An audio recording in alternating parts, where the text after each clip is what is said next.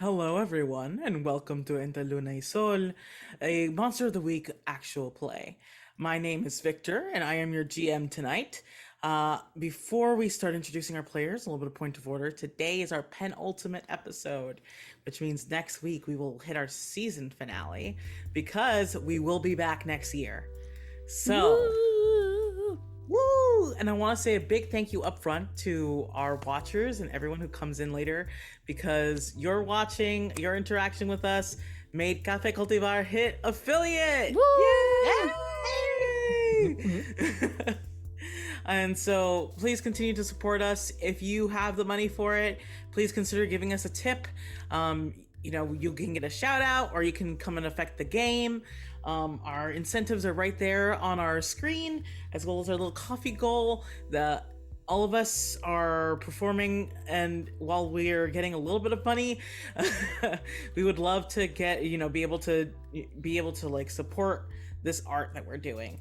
So thank you guys again, and let's start with the introductions of our players. Maria, let the people know who you are. Hello, it's me. I'm Maria. I use they, she pronouns. You can find me on the internet at Happy Capster. And I, in this motley crew, play Mac Eloisa, they, them, who uses the mundane playbook and has a little extra twilight in their life. Hi, I am Revon. I didn't roll the R there. Hold on. Hey, there it is. My pronouns are he, they, and I will be playing Vicente V. Belmonte, whose pronouns are also he, they, and he is 100% the spell singer of the group. Pew pew. Hello, it's everybody, and I'm mad at Ravon being able to tease rolling the R's that I cannot do. But I go by Dynamon Online. I use she, her pronouns. I am playing Remigo, Remy Angel Chicote, he, they, and they are the monstrous. Ooh. Hi everybody, I'm Rena at Liquid Rena. I use any pronouns, and so does my character Huli, who is the spooky of our group. And once again, I'm Victor, and I play everyone else. So, as a quick recap, last session we had many bad dreams, a lot of bad dreams, but a lot of feelings and lore coming to the front now. After everyone had their rough night, they still managed to heal up a little bit from the previous day, the longest day ever. And this 4-episode day. Mm-hmm. Technically a 5-episode day. Mm-hmm. Mm-hmm. Listen, y'all were doing a lot. And then this morning, as Mac went to greet the sun on the beach, Mac found a broken surfboard and blood in the sand. And it seems to be that Castian has ended up somewhere. While V and Remigo were getting back acquainted, sort of healing together, they were interrupted by a call from Mac to head to the beach, and Huli was very loudly woken up by Ray, who had been told that something weird is going on at the beach. And while he couldn't himself come, he knew that Huli could handle it. So much for our new ally. Ally! It's an ally.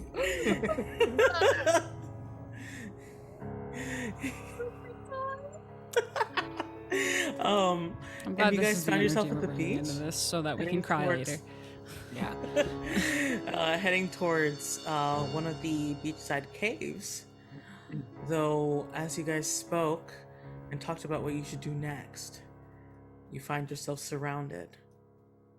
6 clay monstrosities circle around you, snapping their jaws.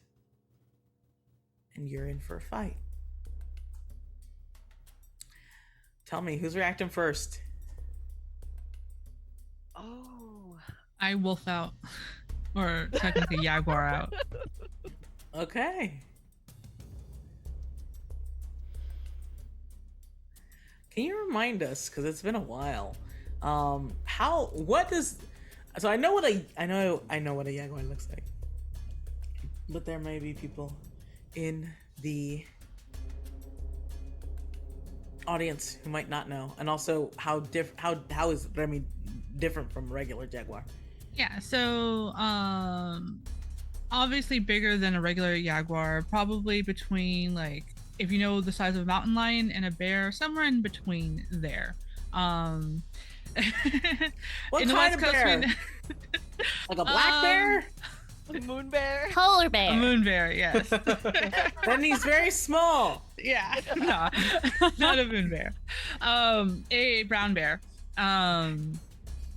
And usually jaguars, like most like jungle cats, are like pretty sleek looking. They're not like, you know, chubby cats or anything like that. And they're like golden skin with black spots. Remy's the opposite. Has black fur skin with almost golden yellow spots across their body and everything. Long tail, and is like usually what you think of like being fast and ready to pounce. Not necessarily a type that you would think of to be attacker style. Usually you would think lions, mountain lions, for that kind of sort of things of the cat family, but no, very much like large fangs, like snarling immediately, just ready to be in front of everybody, and just perch to like whatever's gonna go off. They're gonna go at it. Okay. All right, so Remy is transforming. How else? Immediate reactions. There, you are surrounded by monsters. No, when you say surrounded, can you remind me how many surrounded is? 6. 6. Why did I write down? I was hopeful and said 3. Yeah, so that would only have to deal with one each. Great. Good. I guess Huli will go next because Huli does have like an immediate reaction, and that is throwing their coffee cup. Yes. Yes. Okay. Yeah. Yes. It's just. Is it just a mundane throwing of your coffee cup?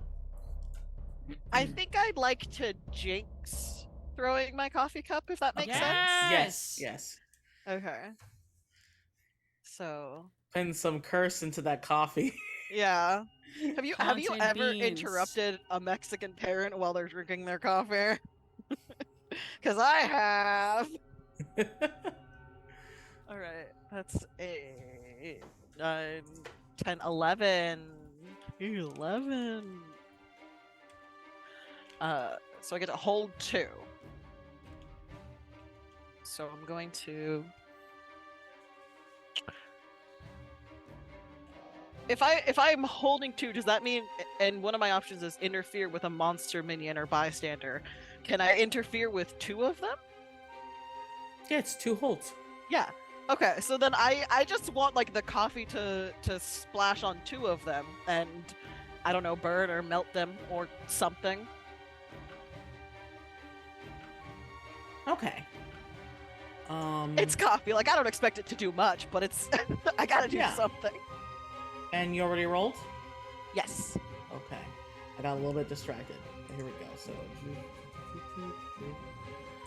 So the 2 that you sort of spill this Jinx coffee on start to lose a little bit of cohesion. You notice that where the coffee hits, it's extra scalding. Even though it's liquid, the clay starts to dry. You do, and at least you recognize that maybe heat is the way to deal with these things. And the others would remember that they responded to heat very negatively.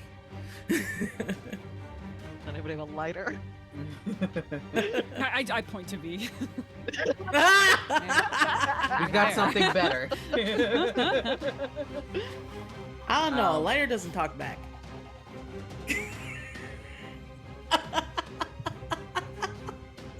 You know what I'm saying? I think V would be the next one if you're okay. Oh, 100%. I will react Okay. after whatever he does. Oh god, he sees things, he sees stuff, and he's like, he's gonna go ahead and grab a very familiar empty testosterone bottle, and with rose quartz in it, and he's going to go ahead and shoot. He's gonna. Well, the beach is empty at this point, correct? Yes, the beach is currently empty because do recall that this is around 7 o'clock in the morning. Yeah, it is absolutely very, in fact, very, very early in the morning. He's gonna go ahead and do blast. He's gonna do just a fire blast towards the nearest creature. Okay.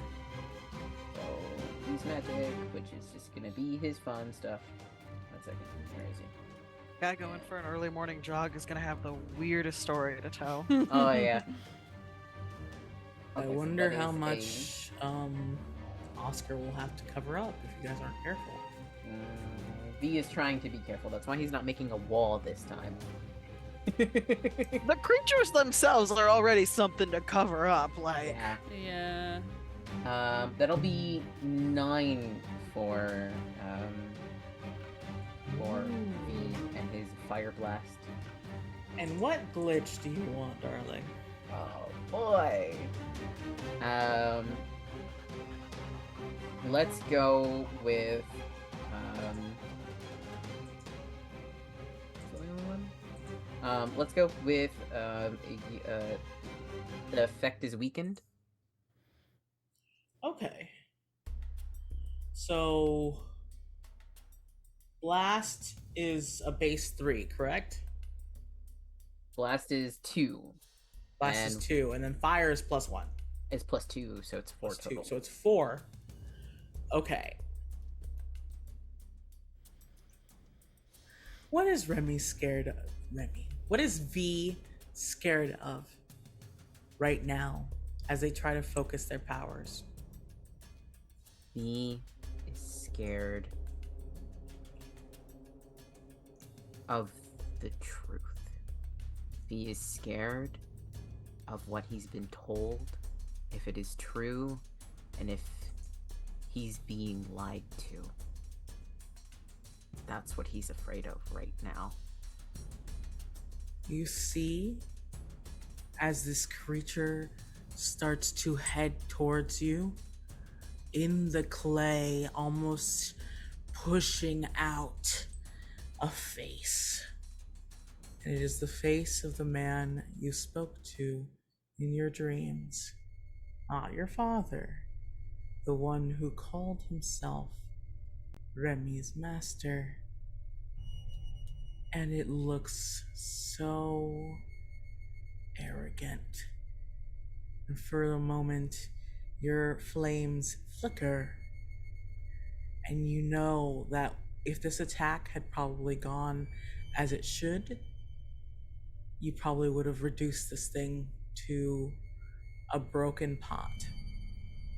However, the fire skims over the back of it, and while it is definitely injured, it continues to come at you. The face disappeared. V, as the fire comes out, he goes, draws like, fuck. And he sees it coming, he's like, oh, starts like leaning back. I've got you. What are the odds that there is driftwood around here? This being a beach. I and all. mean, you were carrying a broken surfboard, right. But like but there's driftwood also probably driftwood that around. may have been caught in the fire blast.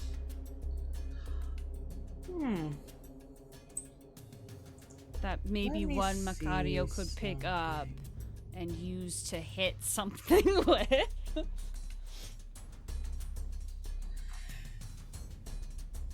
You know what? Hmm? I think there are some flames on the beach, and I will let you try and set some driftwood on fire. Okay. But you're going to have to act under pressure to sort of weave between these monsters who are definitely trying to hurt you. Okay. I then... Okay, action pressure. Hang on. Hold on. Hang on. I'll roll and then I'll see if I want to use this other thing that I have. Well, I do want to say, how are you trying to get this this driftwood? Like, are you running straight for it? Are you trying to be careful? Oh, yeah, no, I'm not being careful about it at all. I'm trying to, depending on how close it is, I'm trying to grab this, this piece of driftwood that is potentially on fire or going to put it on fire and just swing it at whatever the closest one is, because I have seen hot things hurt it, and that's the closest thing I got. Okay. I will say that you could potentially use your what could go wrong in this situation and hold Yes, I could, but I also have another one. Oh. I do think in this instance, I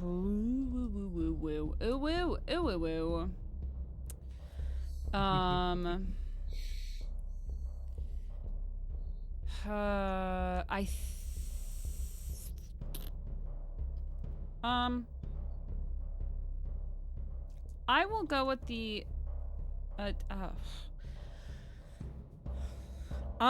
what can go wrong is the move that I'm going to be using, because I think it makes the most narrative sense, as much as I want to use the other one. So I will be Don't holding worry, I'll give you plenty of other chances. But I have to roll for stuff first, right? That's what we're doing. I'm rolling dice, right? Yes, you are rolling and act under pressure. Okay. 10.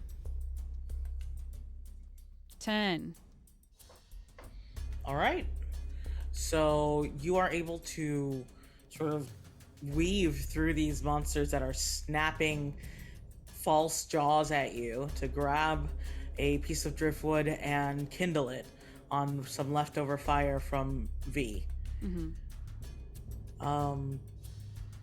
And you said that you wanted to try and kick some ass? Yeah. I suppose so.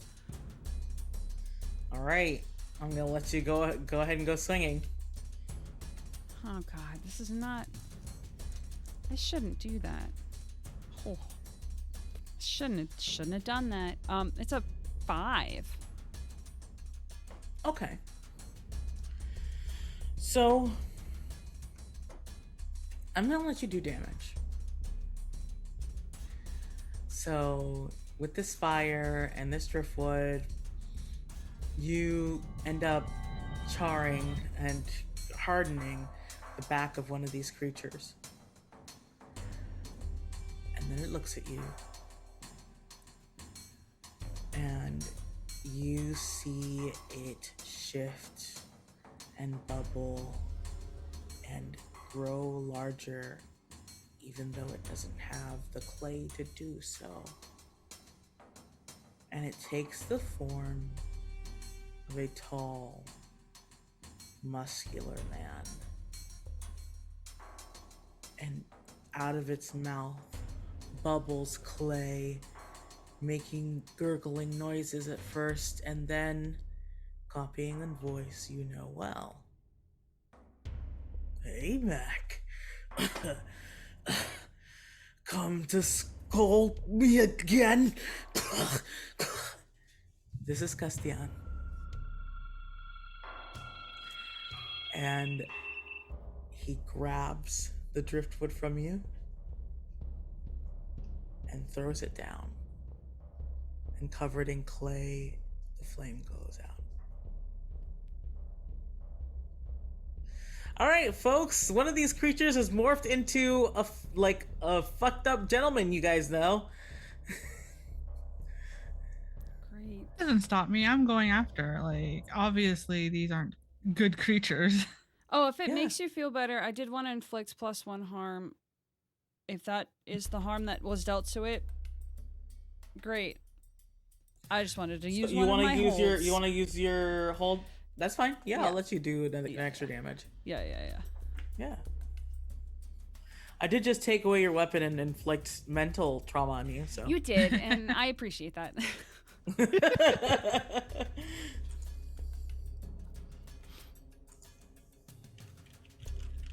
All right, when we're back up and anyone can go again.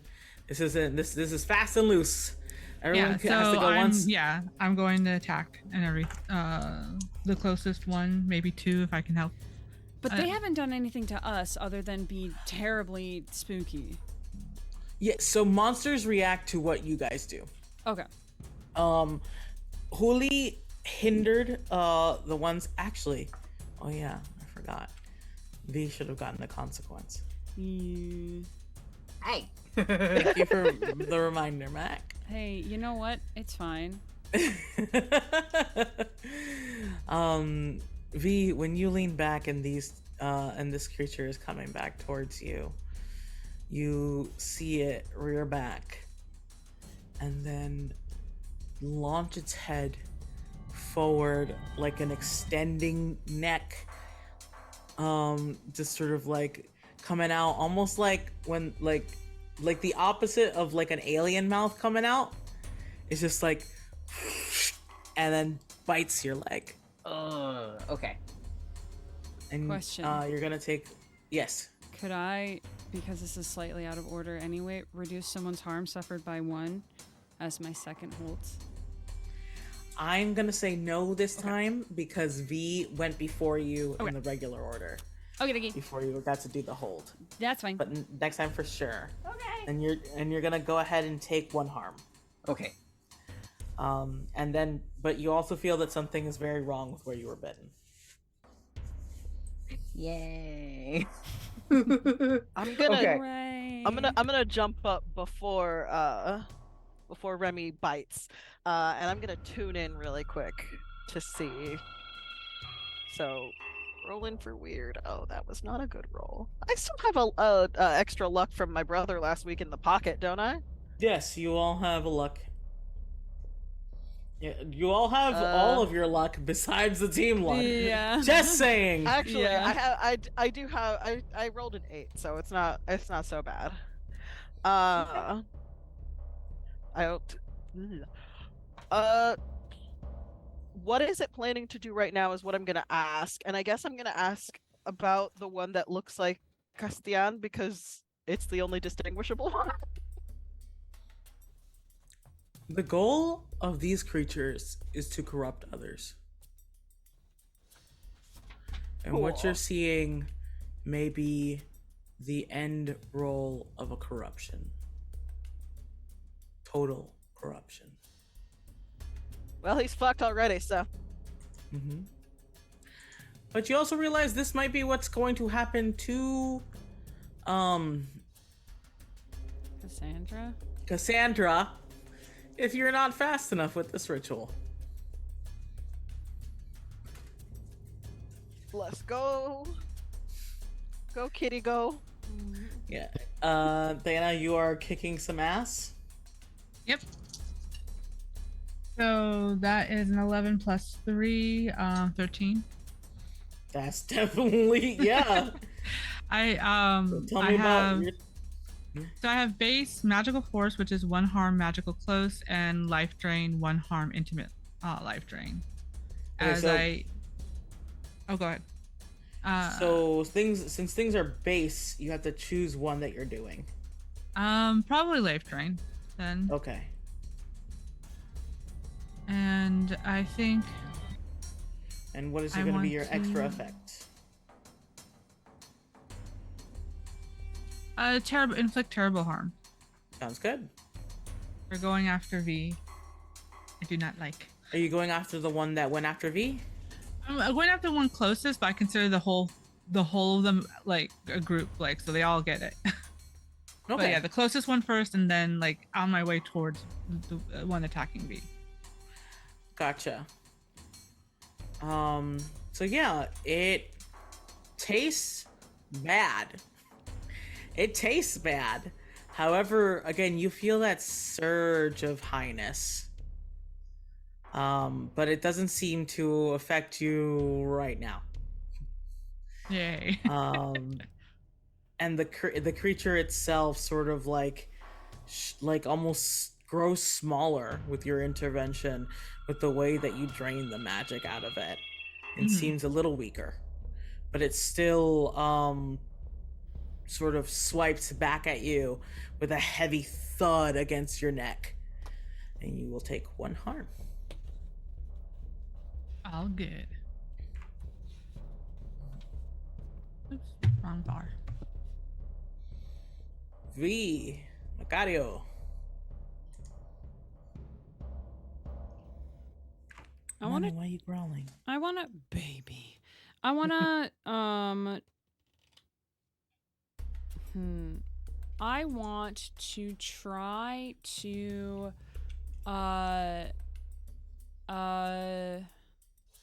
distract these creatures away from V enough to set up V for like a solid hit on as many as possible. Kind of trying to make eye contact with V before I do so, and I would like to try to help out V using my turn. So you're gonna hold your turn for what V is about to do. Yeah. And assist V. Yes. If they need assistance. Yes. Okay. V. Okay. Seeing Remy, gather and keep pushing forward, he tries to gather himself up, and he's gonna try again to blast the one that bit into him, because it's so much closer now and he doesn't know what's going on with his leg. He's got to deal with the issue at hand, so he's gonna go ahead and do the same blast with fire. Okay.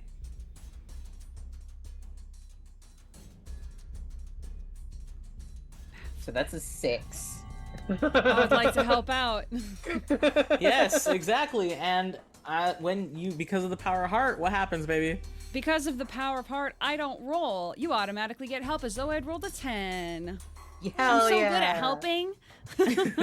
Which means that is a 7. Please choose your glitch. Oh boy. Okay. Make it narratively good. I want to, while you're choosing that, I think that for the narrative, as far as where Mac is, they had gone so that they would be basically flanking these creatures on the opposite side of V, and had been like had kind of tossed the piece of the surfboard aside when they picked up the driftwood, but had maybe grabbed another piece of driftwood and is just like smacking on the rocks, trying to make as much noise as possible, like calling out to them, trying to just draw as much attention towards Mac as possible so that they're not seeing what V is trying to do.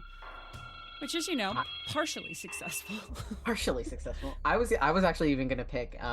It has a problematic side effect. Oh. That's tasty. Oh, that's very good. Mm. Okay. Yeah. So Mac, you flanked and like the way the creatures followed you, set up a nice chain for V to start slinging. Mm-hmm. And V, you managed to get this off, and it makes the creature shatter. However, immediately, the pieces that like fly backwards, the monsters get distracted from you and start glomming onto the pieces and growing larger. Good. Hey, less targets, but bigger. They're easier to hit now. Yeah. All right. And again, it's instead of inflicting harm back, they've grown larger and potentially more dangerous. Oh boy. Okay. What are folks doing? We're back at the top. Oh, did Huli get to go? I am the top. Oh, right. Okay. Yeah, in you this are. particular situation. Huli did tune in for yes, that's right. Yeah. his last move. I guess I'm just gonna kick some ass. This is not what I meant to open, but okay. Uh, thankfully, I have the big whammy! So I can use my magic instead of tough. Oh my god, that's a 13. Ooh. So the attack has 2 harm. I don't know what the okay. I was trying to read. Oh, I'm out of focus. I was reading this on my sheet earlier and I could not figure out what it meant. It says the attack has 2 harm, close, obvious, ignore armor. I don't know what that means. You gotta be up close to it. I Yeah. think I am close to it. You are close to it. It is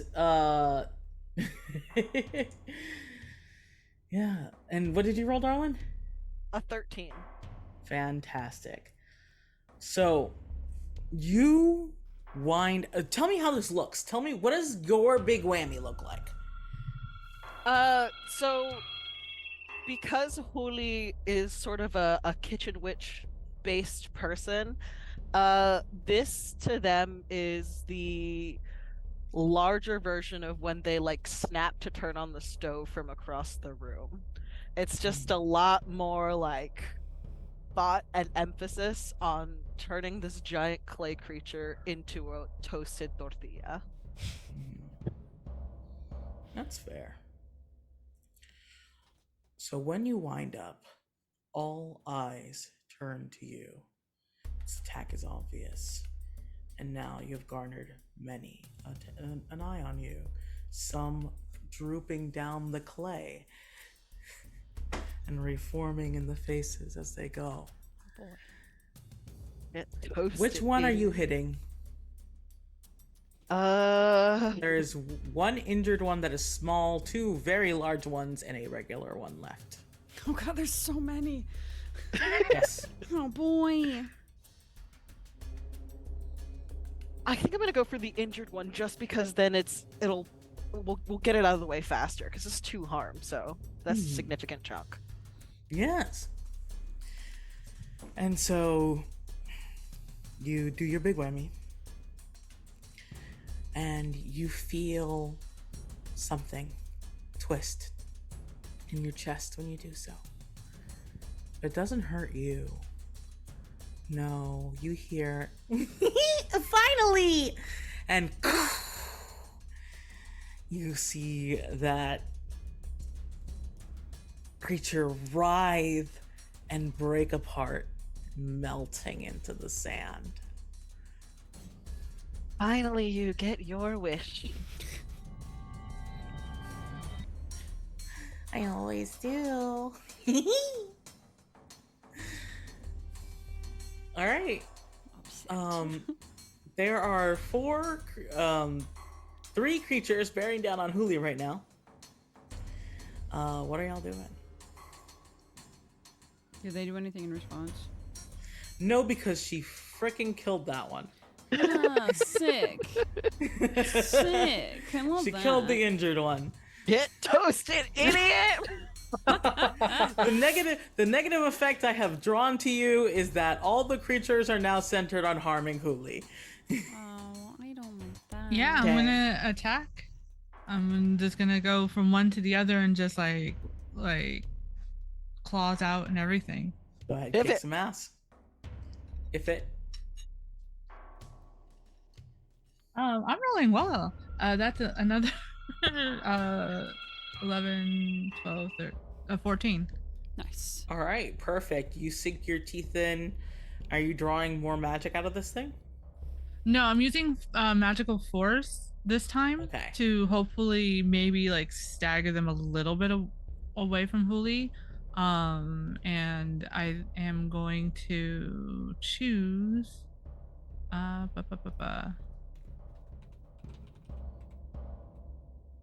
Yeah, I think I'm going to continue inflicting terrible harm. So that'll be a +2 harm to one of them. You Oh. notice that this force attack is a lot stronger than you expected. When you dive forward and that blunt shell of magic hits into this creature's body. Were you aiming at one of the larger ones or one of the smaller ones? One of the larger ones.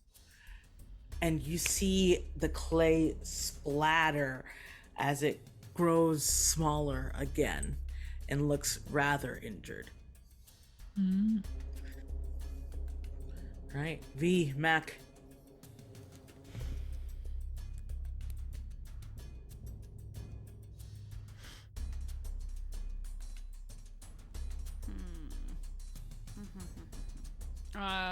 V, if you've got an idea.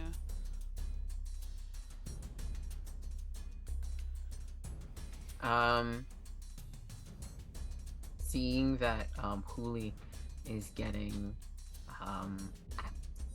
targeted badly, he's going to do another blast, try to get one of these away because he sees Remy attack the bigger one and it gets smaller, and he's like, good. Attacks the other bigger one with some more fire. Go ahead and roll.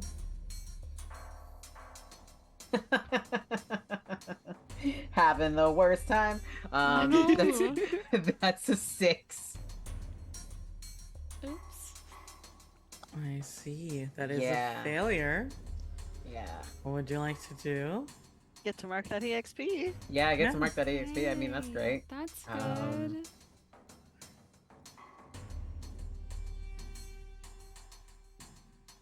Okay. When that fails. When it fails. What does it look like when your magic fails you right now? I think it comes back against him. I see. Yeah. So instead of exploding outwards, it sort of explodes inwards, and because it's fire, it like. And he cries out in surprise, and it pulls back like.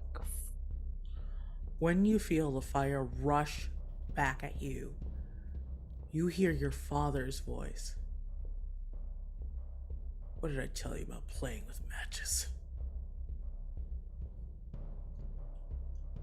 He brings the hand close to him. He sort of curls and is like, he is not doing great. Mm-hmm.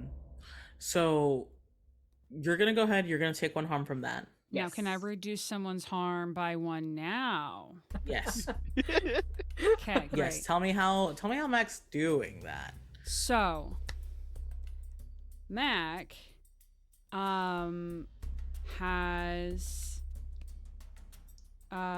been around V enough to know that sometimes when they get in their own head, especially in high intensity situations, sometimes the magic doesn't go well. As I've written in our history, when the power goes to your head, I'm like, yo, bro, chill. Calm down. And all I think it really is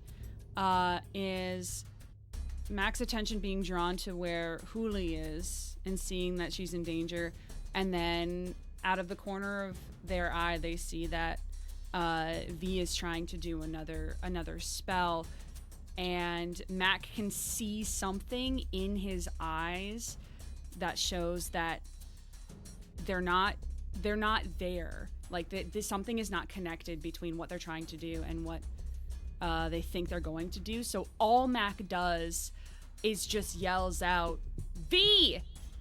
To try to get you back in here, which does nothing more than maybe just lets you like move away slightly from the Yeah, and it keeps you from taking that harm.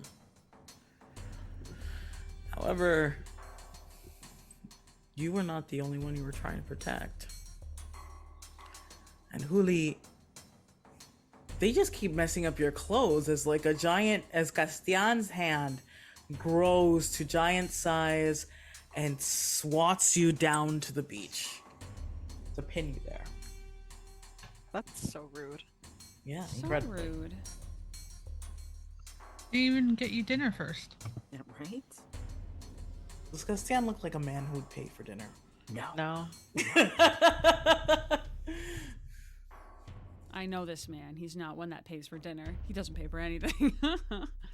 Oh, babe, I forgot my wallet. Ew. Awful behavior. Mm-hmm, Yeah, mm-hmm. truly awful. Listen. Right, Friday? She's purring. All right, we're back up top. Huli, you are pinned to the ground, and there are two other creatures looking to bound on top of you.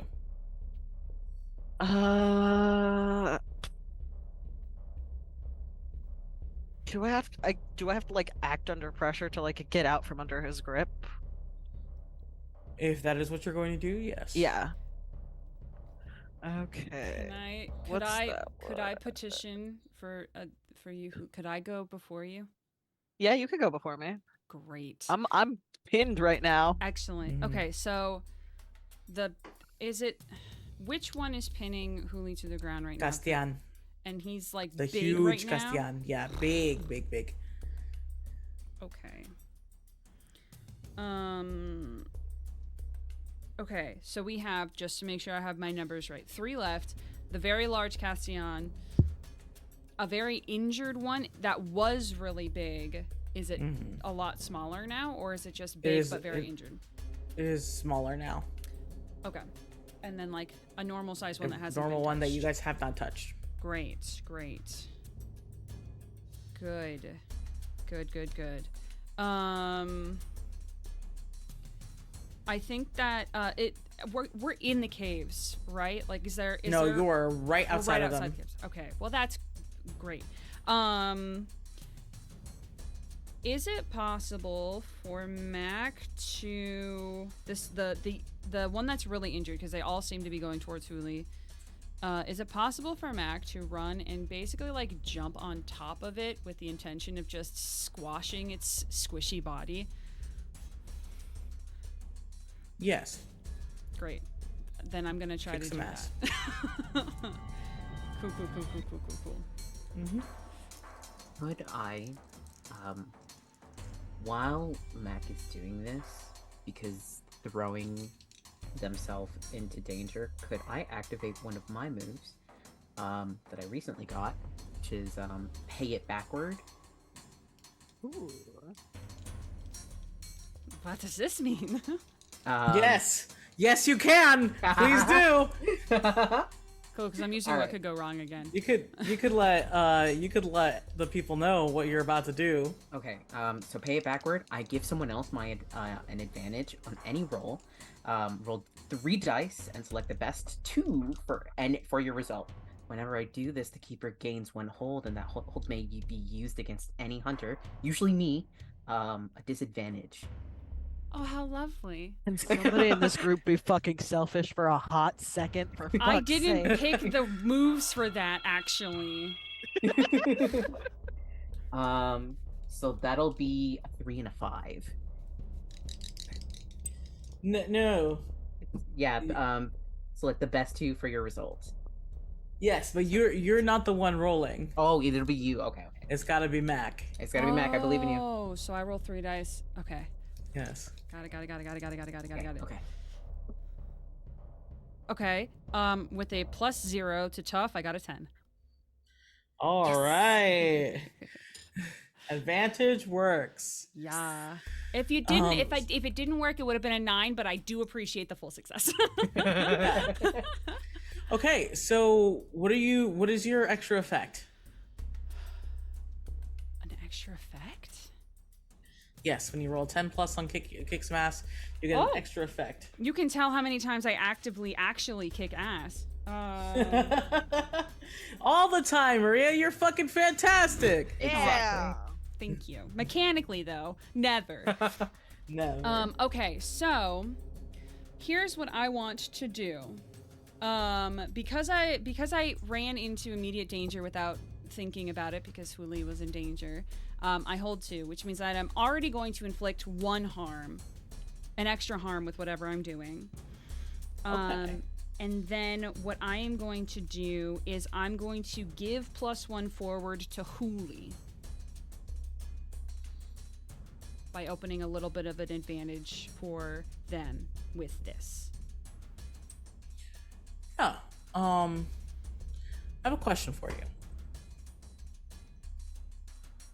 As you jump, you feel a tingle in your hand, but nothing else, because of how you are sort of keeping Twilight under wraps. But it seems like they're trying to urge you to do something with your hand. Do you follow this advice or do you ignore it? Here's what Mac does. On the run up, if you allow me to make that happen before they jump, they feel the tingle as they're running up with no thought other than I have to save Hooli. I have to make sure that they're okay. And they feel this tingle in their hand and they look down and they see the bracelet. And then under their breath, they just whisper, "I'm sorry," and they'll take the bracelet off and shove it in their pocket before they jump. So you leap onto this creature, and as soon as you like try to like drag it down beneath you, the hand that Twilight can control spears into this thing, and you feel it grab something and you pull it out. And the creature begins to melt beneath you.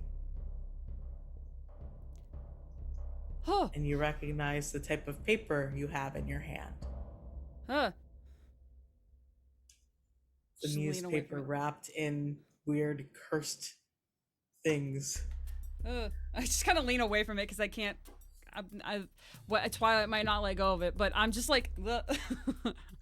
Yeah, if you say "look," it drops, Okay. and Cool. your hand is yours again. Cool. However, it's caked up to the clay, up to like your elbow in clay, Mm-hmm. and for some reason that feels a lot worse than last time. You don't take any damage right now. Cool. Hooli, you're trying to get out from under Castian's grip? I mean, am I still gripped? Well, Mac killed the injured. I The killed the injured little one. one. You killed That the was little one. I Got was it. hoping Yeah. that my friends with fire and jaguar face will help Okay. with that one. Jaguar face. I love Jaguar face. Yeah. Then I'm still acting under pressure to Mhm. roll out. But you have Autobots. +1 But I do have +1. for me. Mhm. What's cool? What's my cool? Ooh, Hooli's so cool. The cool. Cooley's So Hooli's cool. cool. You know what? I know that I have a luck point in the pot, so I'm gonna use it. I mean, you have like 7 luck points on your sheet as well. I've been avoiding them because every time Hula uses a luck point, their darker The side. the team luck still affects your darker side. Oh, does it? Yeah, it's whenever you everyone spend who's luck, used yeah. the pool luck, it affects all of them. You just don't go up on your doom track. That's all. You Yeah. just don't- yeah. You have extra chances to be less doomed, maybe. Okay. No, yeah. Because here's the thing. I rolled a 4. Okay. So Well, that's bad. +1. How terrible could your person be? They give you all these powers. I'm sure they're fine. Yeah, I have a cool person who gives me powers, and so does Remy, and they're both fine. and they're Holy both moly. super fine and normal. Super really normal. Yeah. Okay. Yeah. I'm gonna use the luck point. Yes. Okay. This is a gift to me. I'm not any use trapped under here. So Mhm. I'm sure you also feel that creeping reminder of being trapped on this very beach. It fills your chest. And what do you say to demand help from your patron? you win. I told you! And you feel strength surge, like a sear, and you feel that clay break. And whatever is left of Castian gurgles up a scream. In this moment, you are free. V and Remy, you see this explosion of magic come off Huli, and suddenly, Castian and the remaining creature are booking it away from you. They are running. They are saying goodbye, and they're heading towards the cave. So because I did use luck last time, which meant my hunter senses are stronger, I immediately almost like, okay, they're safe, go after, like pure animal instinct. Perfect. I love it. I think they're not far away enough for you to like not be able to catch up. So go ahead and roll. Kick some ass.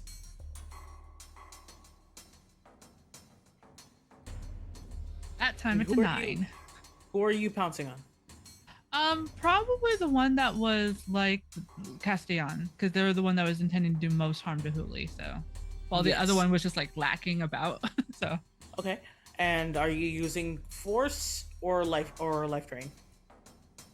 I'm gonna use life drain this time again. Okay. So you pounce, and this creature like almost sloshes to the ground, reforming to like try and make a faster form as you bite into it, and you feel that magic surge. And it feels so good. And the creature grows smaller still, and then turns around and bites you back.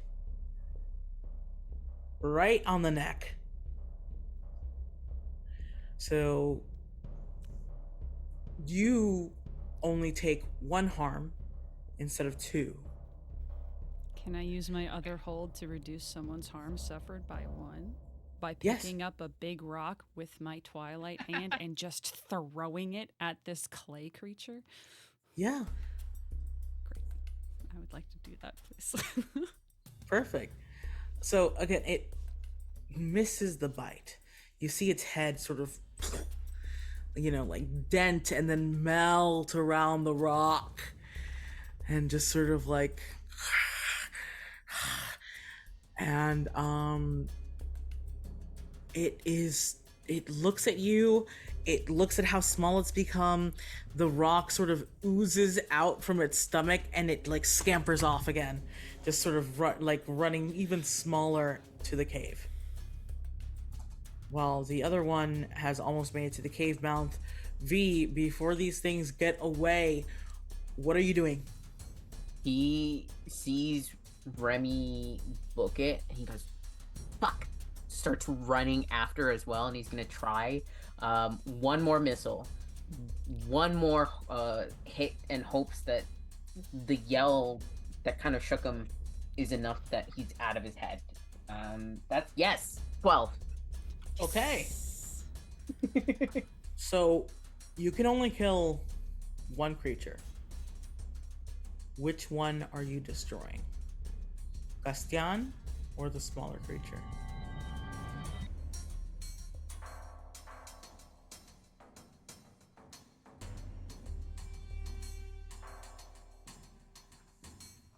V is going to pick Castian.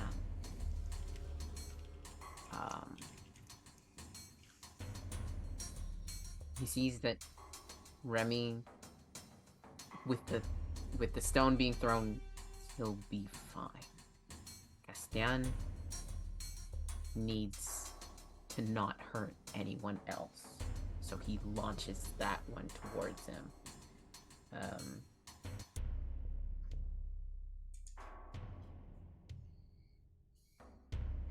That yeah, he's gonna aim it right at Castian. Okay. It senses the heat coming. dragging itself on the floor. It melts once more into Castian, into something that looks like him. The clay running off to try and avoid the fate of it, what it's destroyed inside of it. And your fire hits it, and everything shatters into small pieces. And that creature has died, while the other one escapes into the cave.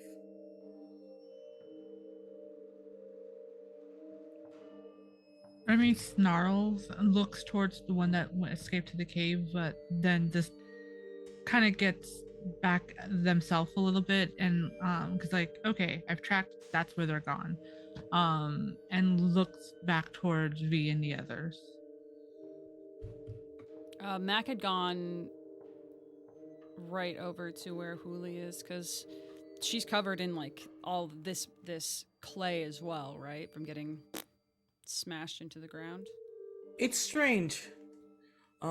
Whatever Huli did to destroy Castian's hand seemed to have cleaned her clothes.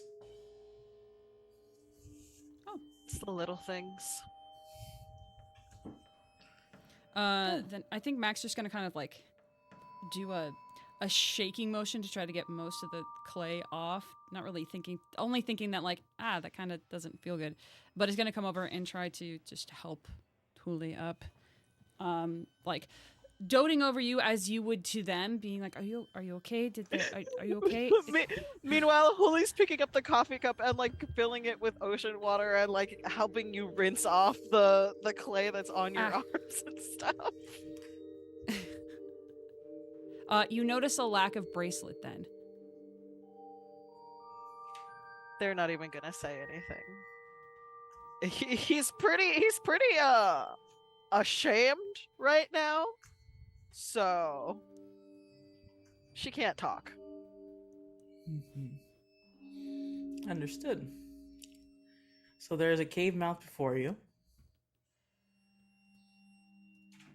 What are you guys doing? Do you think we could just use a gun? I mean, I have one. I also have one. What? Yeah. In case somebody breaks in. Yeah, that makes sense. Yeah. But I worry that we need to act fast.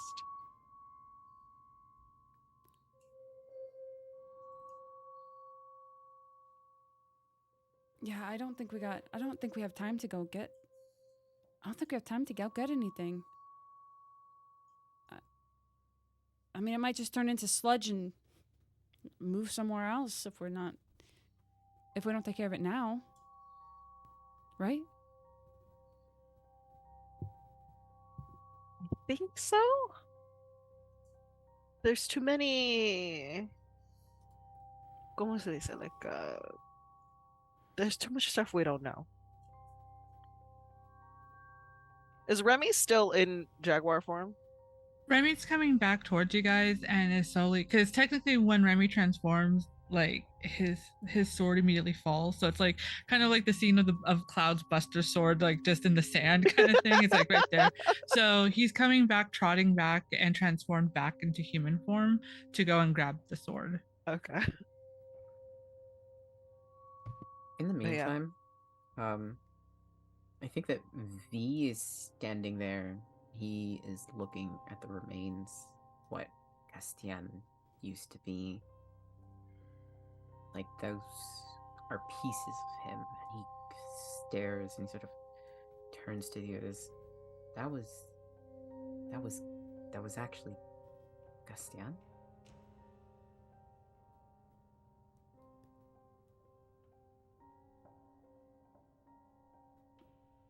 Maybe. I think so.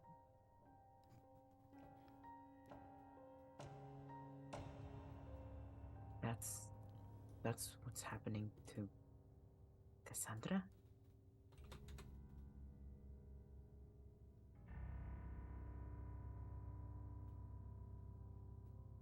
Seems like it. Which is why we have to stop it. Yeah, we can, what do we still need for that? We need we need everything. We need everything for that still, don't we? We haven't even Yes. started. V is gonna look at his leg where he got bitten. Okay. Sorry, go ahead. Hey, V. When you see your leg, you feel that emotion that you can't help.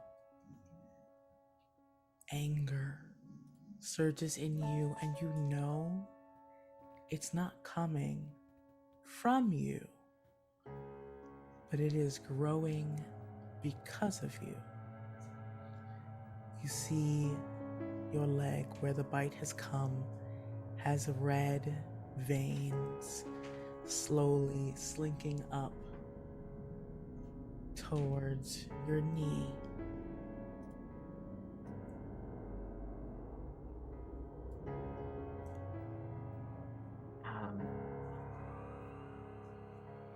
He feels that anger, then he sort of feels the panic, and he tries to wipe off the mud, whatever was left from the clay.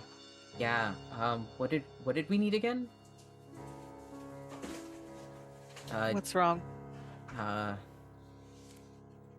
V, when Huli asks what's wrong, you feel that anger surge again with paranoia.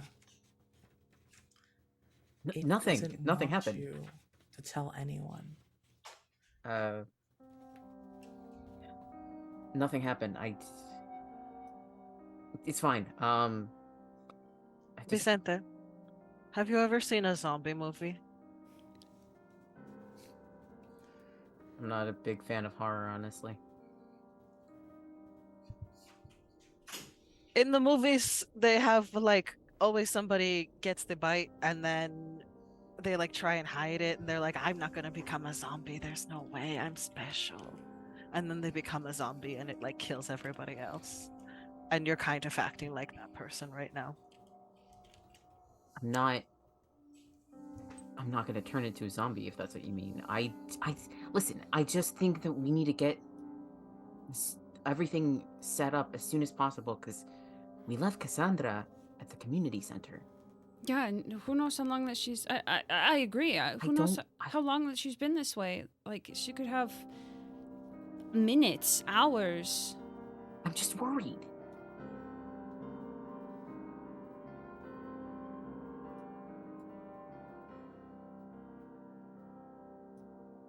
I have a question.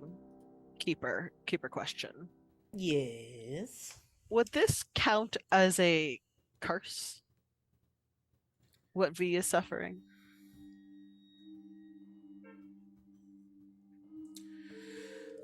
No. It's a biological effect. While it's magical, it's not going to do anything to V that like would disrupt his magic, would disrupt his aura. It is affecting his personality and affecting his body. We just got to get one of those like snake venom pumps. Can I use empath on V? Yes. Empath is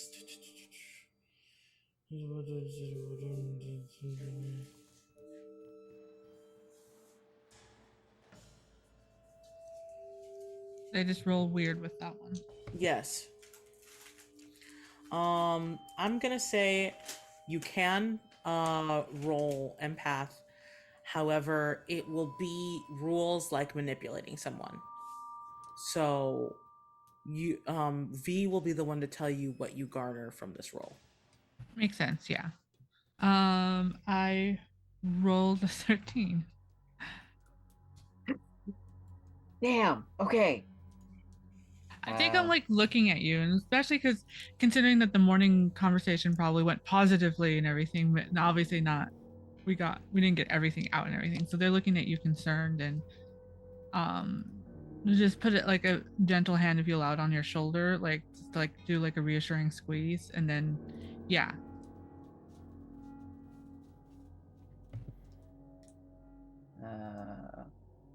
Okay. V is feeling anger. Definitely anger. There is paranoia. And that paranoia feels like it stems from a lack of trust. He feels like he is surrounded and not safe. So when you give that squeeze of the arm, he sort of flinches away. And let's get going. Where are you guys going? Before we go, presumably to the centro, I am gonna use magic to trap a specific person, minion, or monster. I want to trap the monster in the cave, so that way, Okay. at least while we're gone, it can't come out and bother other people.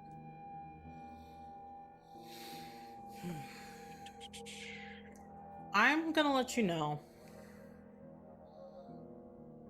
that is gonna require more magic than you expect. You may have heard this, but you know that the cave system goes farther, and you can't use your magic by itself to bar all exits from the cave. You think that if you follow it to the center where these things might be coming from, you might be able to find a smaller area to do a barrier on. But that would involve going into the cave itself. But it would potentially stop these creatures from going out into town.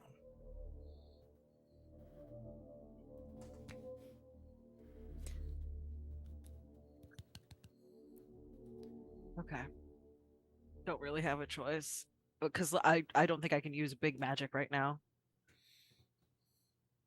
If it helps your decision, Mac has already started making their way while V and Remy were while you all were fussing over V, which Mac thinks V is fine and makes sense because Mac has clouded judgment right now.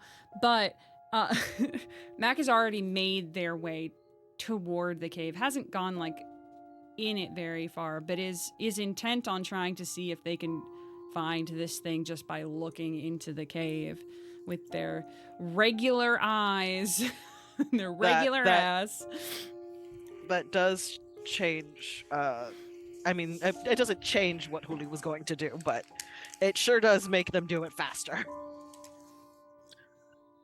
So they will follow behind. I think Remy is a little struck by like what they got from V and everything, and at first like Remy's like, oh, was that because of me? And then realizing, no, it's not just me, it's everybody. And sees the two go off to the cave, towards the cave, and looks at you, V, and I know this between us is a little precarious despite everything, but I want you to know I will do whatever I can to help you. Whatever you need, V. Remy, I'm fine. He shrugs his hand off and he starts moving towards the caves after the other two. I look around at watching you do that, hesitating, and I'm trying to figure out if I want to read a bad situation and investigate a mystery, because what I want to figure out is this just a distraction from us doing the ritual? What happened with the surfer and everything and the I don't- creatures here? I rephrase that because I want to phrase this as you are doing something that is involved with the mystery. Right. So ask. I'm worrying. Remy's worrying that this is delaying what the ritual. This is. It is. But purposely, not just coincidentally. Like, No, it's not purposefully. okay. This is complete coincidence that Mac went down to the beach and finally sort of investigated these caves. Okay. When we found out about the ritual, like when we were last seen with Cassandra and everything, and what the items were, the other people were the other like heads, like not just Oscar, but like I can't remember the other people's names. Yeah, Ray. They knew. I want to send a text out to Nena and Ray saying like, have you managed to get anything for the ritual?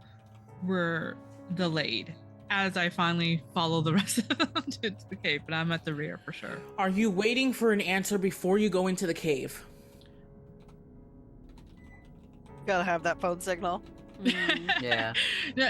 I think I wait 5 minutes. Like I'll get to the edge of, like if everybody else immediately goes into the cave. Okay. Hey, this isn't D&D where 5 minutes is like an hour's worth of fighting. It's Yeah, okay. like, we have to argue about who's actually going to go into the cave. Yeah. I am the forward. The Mac train has left. Has left the station. It is Choo-choo. forward trajectory. This hill is being rolled down upon by the Mac boulder. We're going. I'm going. They're going. Mac is going in. Yeah. Mac So stumbles I'm ahead. gonna wait. Yeah, if everybody else goes in, Remy's gonna wait 5 minutes after everyone's goes in, up to 5 minutes before like going fuck, and then going Okay. if they don't get a message. So you do get a message back almost immediately, and the thing is, Nena writes back just a couple of sentences. Oscar is not doing well. Ray has not had luck in finding the sigils. We have not seen the mages. That is your answer. I just I reply with like the thumbs up emoji because no time to like give a proper response. It's like just like got it, and sigh and do even though they haven't been Catholic for a very long time, just do the sign of the cross and then like head in.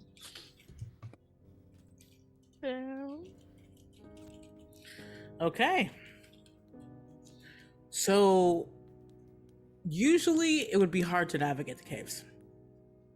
There are many entries and movements and everything. However, you find it easy because there is a large river of red clay heading down the paths. Heading down one specific path. And it keeps going until you hit a large circular door. It is made of stone and has a sun inscribed on one side and a moon inscribed on the other. It is magical. You guys, even Mac can sense it. It gives off an energy that feels like a weight. You see on the bottom of the door where it has been haphazardly pried open, cracks in the stone and a small sliver where you know that clay went through. On the door, you can read an inscription. It is in Spanish. Gloria a Santa Sol, a la más amada de Luna.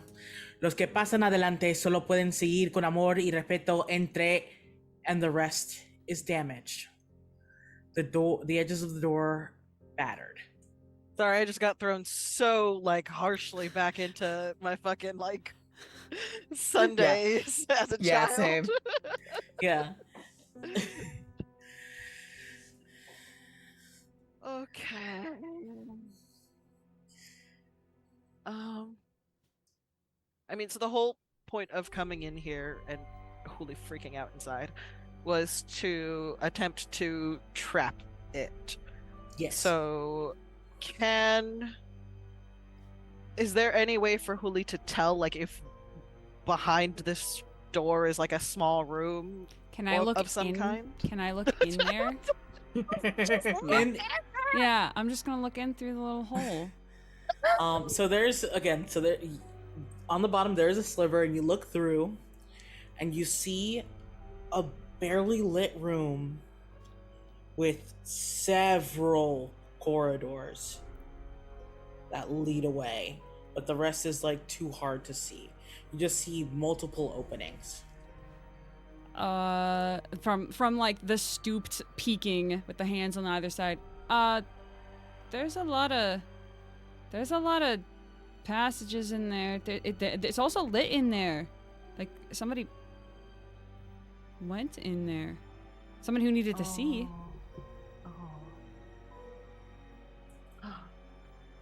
Okay. Is the door like?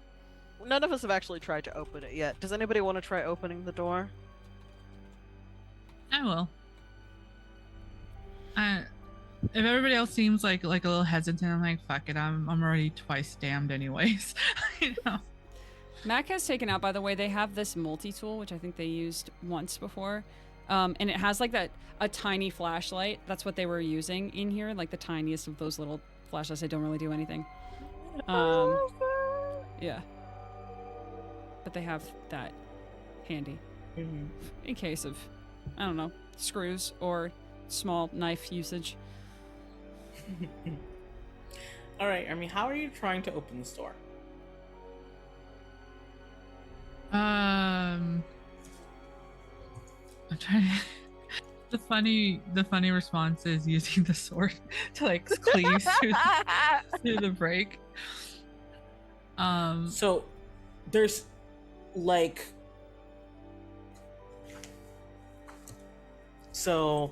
there's like, rock, there's a big circular portal, and then the door is like pried like this. Like there's only shit. Oh god. Oh, So God. there's this is the sliver. Ah. Okay. So is this one of those like, it's like a rock Rolly that's doors. been a rolly door. Like Jesus had? Like jeez. No, Jesus had a boulder. This is Well, like, I mean, it's like a flat, it's like a skinny boulder. yeah, it's like A slice como of Jesus. boulder. Yeah, but this is for Santa Like Sol. Jesus. Yeah, Oh my god. He is Like risen. Jesus, but better and more gay. Yeah. It's bougier. Jesus is pretty gay. Yeah. Did Jesus love the moon and be loved back by the moon? No. Hey, listen, I got capital on the moon, so like, Jesus can have everyone else. So if it is a sliver, and if it's a rolly door, then I do think Remy's going to wedge the edge of his sword to like lever it. To like roll it open. Okay. Roll Or me do an I have to actor roll? pressure. Okay. That is a cool, correct? Yes. Can Which Mac is a 0 help? now. We had to see what we roll first. Okay.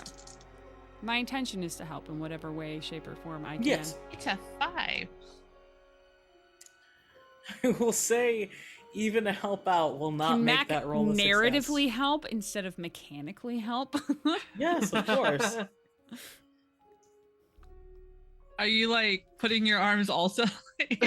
So yeah, if you're pulling like with the leverage, I think Mac is like on the other side trying to push, which I don't think helps at all. In fact, may explain why it did not work in any way, shape, or form.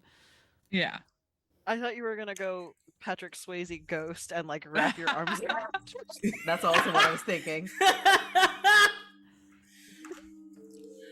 When Give you me some jealousy thoughts in the opposite way. Remy, Mac, when you try to pry the door open, the words on the inscription begin to glow with a dark light. And Remy and Mac, you guys are thrown away from the door, roughly, and hit the floor hard. And you will each take 1 damage. The door did not like that. Ow. Mac, you all right? Ow.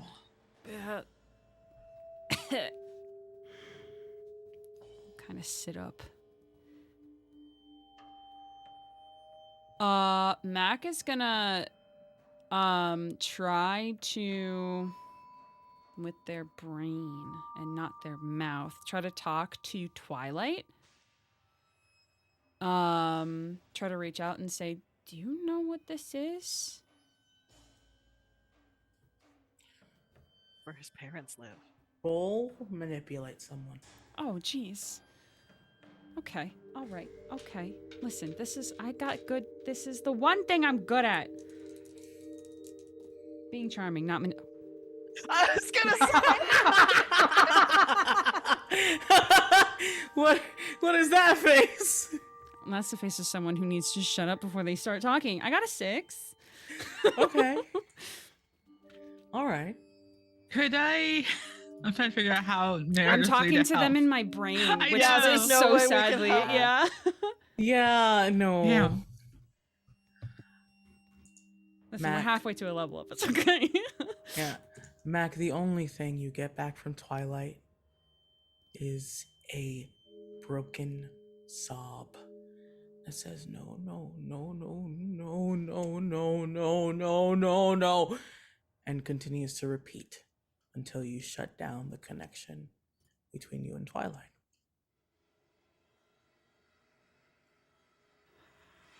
Huh. He goes towards the door. Mm-hmm. And he is. If he peeks, he sees the same thing, right? Yes. This. And again, the letters on the door continue to glow with a dark magic.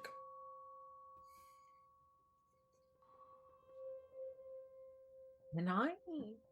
What was it? Hold on, let me see with my.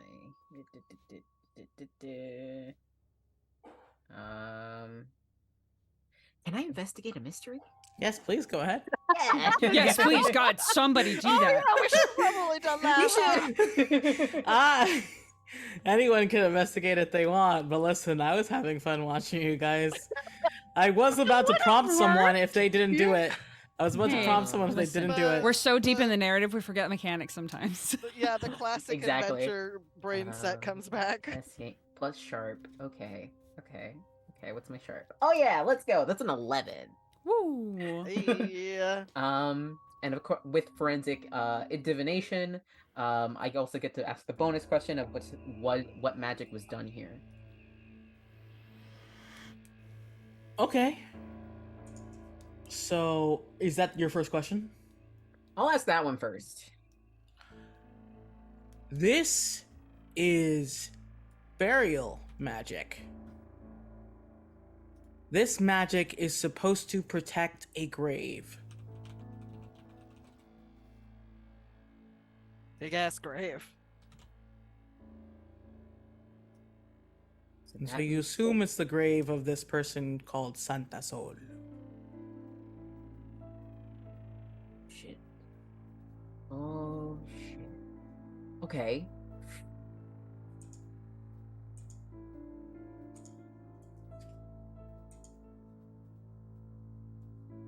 Okay.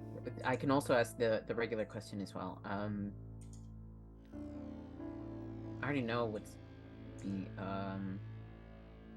gosh. What I'm gonna ask the because it's a grave, what happened here? You see that the magic here has been tampered with.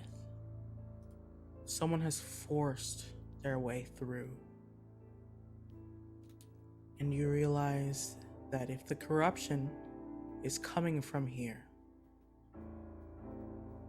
someone has desecrated this resting place. Oh. The realization hits V. He turns towards the others. And he tells them all what he's realized. The desecration of a grave in Santa Sol.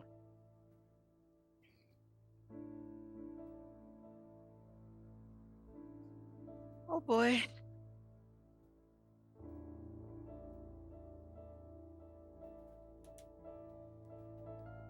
Okay, question. Yes, dear. What do Huli, who has lived here her whole life, whose family has been here for a long ass time, does Huli know anything about Santa Sol? Santa Sol is the person who helped develop the safety of those who live under the moon, specifically in this city. But not a lot is known about that otherwise. There are depictions of Santa Sol that all sort of run the gamut. And the community center is named after Santa Sol. Mm-hmm. Centro de Santa Sol.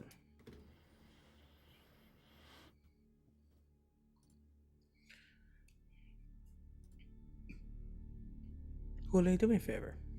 Yeah. Can you please read a bad situation for me? I would love to read a bad situation. But that implies that there's a bad situation here. I mean, that was my fear, you see. One fear, bad situations. What is the stat that I add to that? Is it? Sure. Oh boy. Sure, it's not weird. Read a weird situation. Read a weird situation. That's. I need you to know I rolled and then immediately forgot what I rolled, so I'm just gonna roll again. No worries. 8. Okay.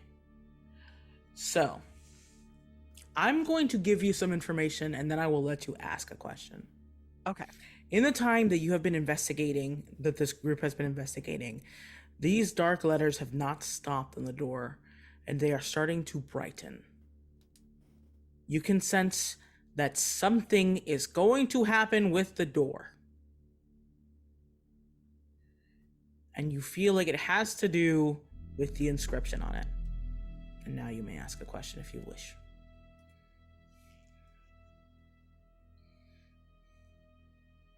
I think my question is there any way that Huli could intuit the rest of the prayer?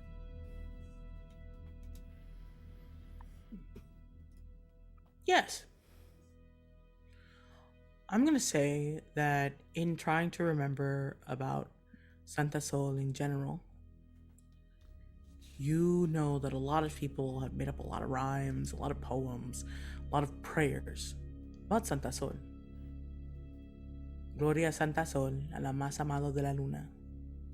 Los que pasan adelante solo pueden seguir con amor y respeto entre la luna y sol. I think Huli is going to, not in a traditional get down on your knees way, but Huli is going to pray, to read out this prayer with a lot of faith and concentration, and focus on the fact that the letters are brightening in the door, and hope that they are making the right decision. Huli, where does the pain live the most in your body? The physical pain or the emotional Physical pain. Physical pain. Or emotional pain, whichever one you choose. Well, because the physical pain is fairly evenly distributed, with maybe a higher concentration along their spine, but the emotional pain always sits very heavily right between their heart and their stomach. You feel that weight like a boulder, making you bend. The weight between your heart and your stomach must make you so heavy. Of course, it leads to pain in your back. And then you feel it lighten. You feel like someone is grabbing the weight of the world from you for just a moment. And the door easily rolls aside. Uli is crying. There are like tears streaming down his face. And I think with that revelation, we will go to break. Whoa, whoa, whoa, whoa, whoa. Oh boy, oh boy. Hang tight, everybody. We gotta go through the We'll door be next. back. Oh boy, we'll be right back, everybody.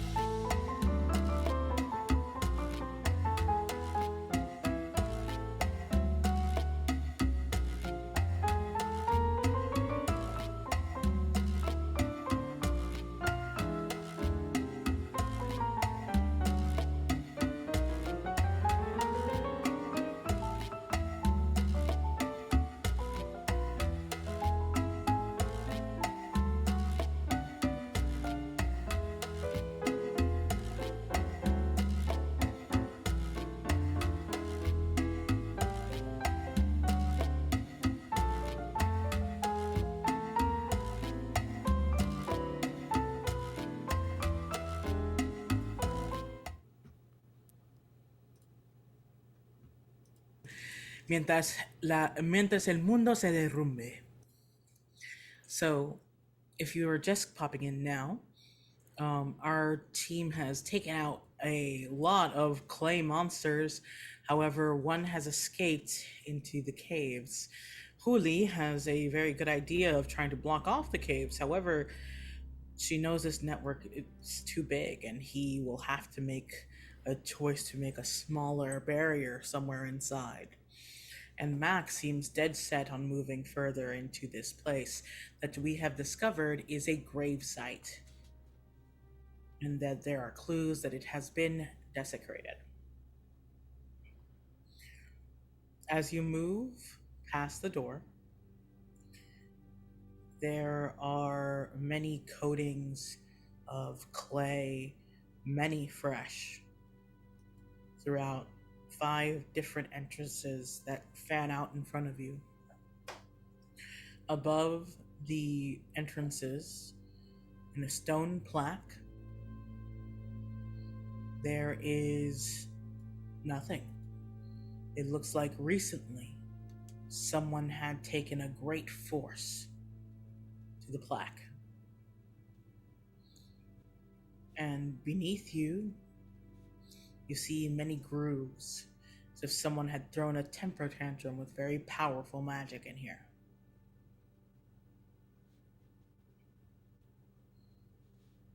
What do you do?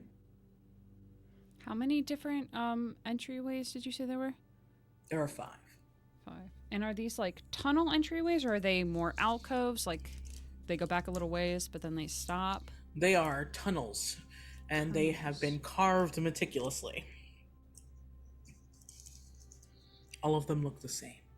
And not like recent, not a recent. They've been here a while. The tunnels. Yeah. What kind of grave has tunnels? What kind of grave is in a bunch of caves and covered by a large stone that has writing on it? What did that? Magic. What did that say? I mean, I could pick out a couple of things, but Huli, that seemed to mean something. I mean, obviously you did something and it opened. I prayed it. I just sort of focused on it. Santa Sol is well, you heard the name. Santa Sol is who a lot of the things around here are named after. Yeah. And it says that she was the most loved by Luna. I don't know if they mean the moon or someone named Luna. And something. I've already forgotten. Huli's not looking at the door.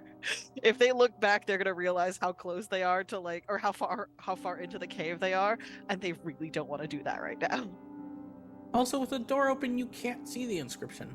Oh well, there you go. I think Remy just says something about with love and respect you can enter. And then Remy's going to transform into into a cat version of themselves and wants to investigate a mystery, and I have shapeshifter, so I get a +1 to use my animal senses to see what I can figure out around here. What sense are you using? I think with the cat, I think it's like the eyes, like being able to see through like the darkness and like the shadows and such. Okay. Which makes it an 11. Fantastic. Yeah. You hold 2. Let's see. I guess the easiest one is like, what exactly happened here? You see something strange as you walk around as a cat. Much closer to the ground, you note that the clay seeps deeper in some places than others, despite there being grooves all around. And you recognize that some of these grooves are close to what has been done to destroy the plaque above the 5 entrances. And some were meticulously carved as differently as the tunnels before you. However, they are filled with clay at the moment, so you can't really tell what might be different besides the deepness. I think at one of those, like with my paws, I start like digging the clay out and everything. Obviously, not as efficient as a dog would, but still. And I think all of these would be really good. But I think I'm going to ask, where did what was here go? What? A little more detail. What do you mean by what was here? Like what was buried here? What was whatever was housing here, not necessarily imprisoned or anything, because I don't think Remy's thinking that way. Like clearly someone broke in, someone desecrated in there. So usually that means they took something or someone from like graves and such. So that's what Remy's thinking, is like maybe the body was here, that was here, was taken for other nefarious means. Remy, when you start to think that the body could have been taken, you feel something pulse. You can't tell what direction it comes from, but you know that it is malice and anger and rage, and it feels just like you. Like something has been done here that never should have happened. And nothing has left this place.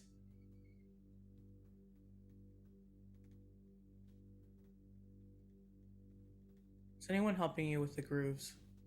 I was am. going to say. I have a multi-tool that I'm gonna flip into power mode, which is the knife mode, and start trying to scoop out clay. Watching Remy doing that. I think V saw, Remy turn into Cat, and he goes, okay, so he's looking. So they go and follow after her, and once he starts pawing, he has a ritual knife, so he tries to, like, help out a little bit. Like, what do we do? What are you doing? Remy is having an easier time scooping clay out than those of you trying to use knives. Huli, are you helping in any way, or are you? What are you doing? To be clear, I'm also using my fingers if I can, but I'm getting to help with getting the little bits that my fingers can't get into. I understand.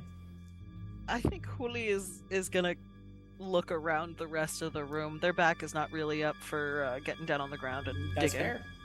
fair. So I guess this is investigate a mystery? Yes. So you're going to investigate a mystery. The 3 who are scooping clay out of this groove that Remy has found, I want you all to roll act under pressure. And this roll, nothing bad is happening, but this will determine how fast you do it. That is a Huli, 9. of course, roll your investigate a mystery. This is cool. Oh, yeah. Mm-hmm. So cool. What do I add to investigate a mystery? Math. Sharp, 9. baby. Yes. Okay. 11. Damn, you rolled a 12 and it was I like, did fuck roll you. a 12. Hold 2. Okay. I have And the we got, questions. while you're thinking of the questions, we got a 9, a what? Mac? Thinking. Technically a use luck if failure. you want. No, I have a different move. Okay. I think. Okay. So I rolled a 5. However, I have a move, and I think to explain this before I explain what the move is, Mac. The reason Mac wanted to go into these caves so badly is because they're starting to panic. They're starting to feel like they're running out of time. And they think that whatever is happening, all of the answers have to be in these caves, because we've been wanting to go into these caves this entire time. There's so many things that are with these caves. The clay is from these caves. Obviously, everything in this, it has to be here. The answers have to be here. And as they're trying to kind of like get whatever this groove is, thinking that Remy has found something, they're getting more and more frustrated. But they start to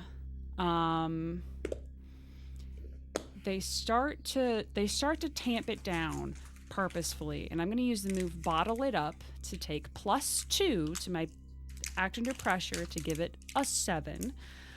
For each +1 I use, the keeper holds 1.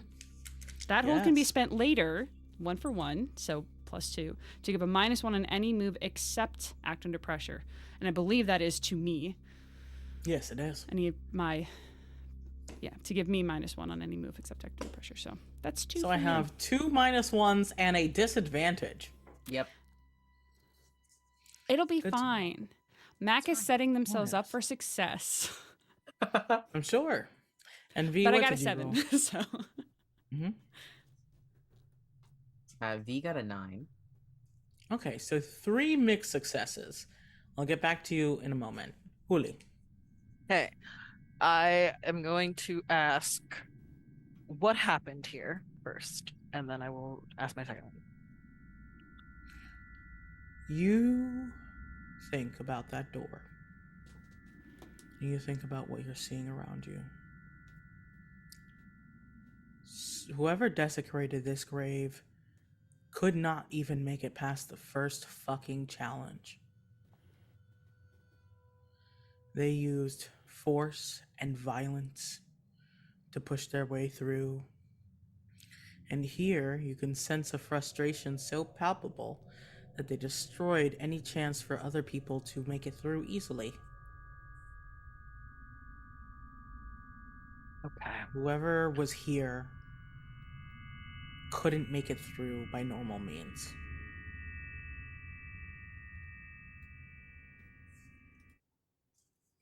And Yeah, that's that does why change. this place is so fucked up. Okay.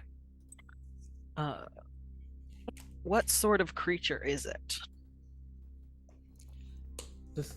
The thing that fucked up this place, or the thing that is buried here? I mean, because I assume that it was a clay creature that fucked up this place, unless there's like a primary form that we don't know about.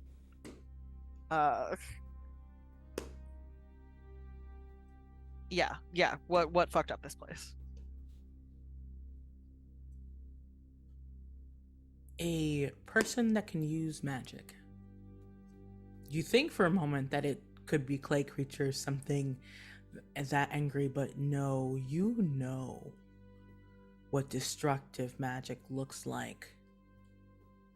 You know what air magic can do when it slices into things and destroys things. This was not a clay beast. A person did this. Potentially Air more than one.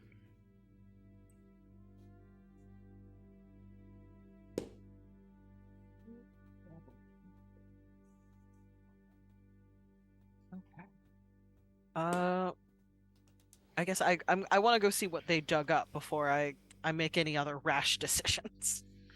Yes, it takes you guys. The groove is much longer than you expected. It goes from the opening to the door all the way to the center tunnel. However, as you have scraped things out and used your knives to sort of uncover something more, you see in the grooves is a long, repeating phrase. She is humble. She is vulnerable. Proceed as she does. She is humble. She is vulnerable. Proceed as she does. And it repeats all the way to the center hallway. I think Remy again does the thing where they turn around to go towards where they left their sword, detransforms back into their human form, places the sword on their back, and just kind of instinctually, well, not instinctually, from past experiences of dealing with other ritual things, their assumption is they're going to crawl along that groove towards the center to be like, okay, this is what we need to do.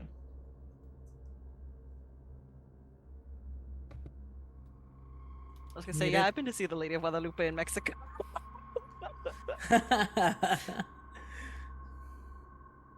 Unless you say otherwise, I'm assuming everything is written in Spanish. Is that correct? No, this one is actually written in English. Oh, delightful. Mac is delighted to be able to understand something in here. Yeah. So are there other grooves then that we Yeah, need that's what to I was gonna uncover? ask. You do find that there are 2 other grooves that are shorter. They were sort of hard to discover, but now that you've dug stuff out because of all the magic cuts in the floor, you do find 2 grooves that cut off from the center. V is going to go to one beside the one that Remy's doing his thing. He's like, whatever. He's gonna go towards the other groove and he's gonna start trying to, with hand and knife, he's gonna try and remove if there's any clay to see what is in that groove. So, since you guys already know that the phrase repeats, right, you only really have to remove a bit of it. And you are able to read. She speaks the truth. Humble and vulnerable.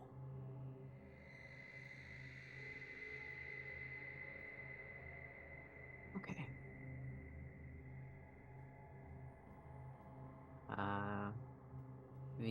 Is someone else at the other groove or? Yeah, I'll go to the Yeah. other one. Or yeah, Julie and I can tackle that one together if you want to. Yeah. Is it big enough for my coffee cup to help? Yes. Yeah. This coffee cup is really like come in the clutch. I gotta say. Yeah. Yeah. I better go in your inventory after this. It's your favorite coffee mug now. And of course, you guys clear until you see the full sentence. Speak loudly and honestly, or leave not this place. And when you uncover that sentence, the 3 of you in different parts, the stone door rolls closed behind you.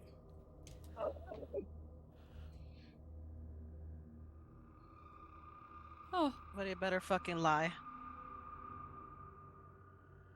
Huh? And under Remy's breath, after that, says, "Nobody better ask any questions." hey. Ask me no questions, I'll tell you no lies. Hey. What do you guys do? The one that the passageway that Julie and Mac just dug the path of. Which way was that? The groove goes towards the centers of the 2 left doors. Okay, So it goes to the center of the 2 left doors. Okay, so ours went to the left, and then V's went to the right. Yep, between Okay. the 2 right doors. Okay. Presumably there are instructions on. Well, no. Okay, wait. One's instruction to leave. One's the instruction to go down the middle. Remind me what yours is again, V. She speaks the truth, humble and vulnerable. Yeah. Okay.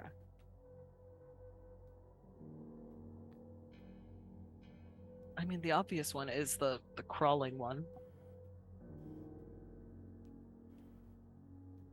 I want to look around to see if there is any other like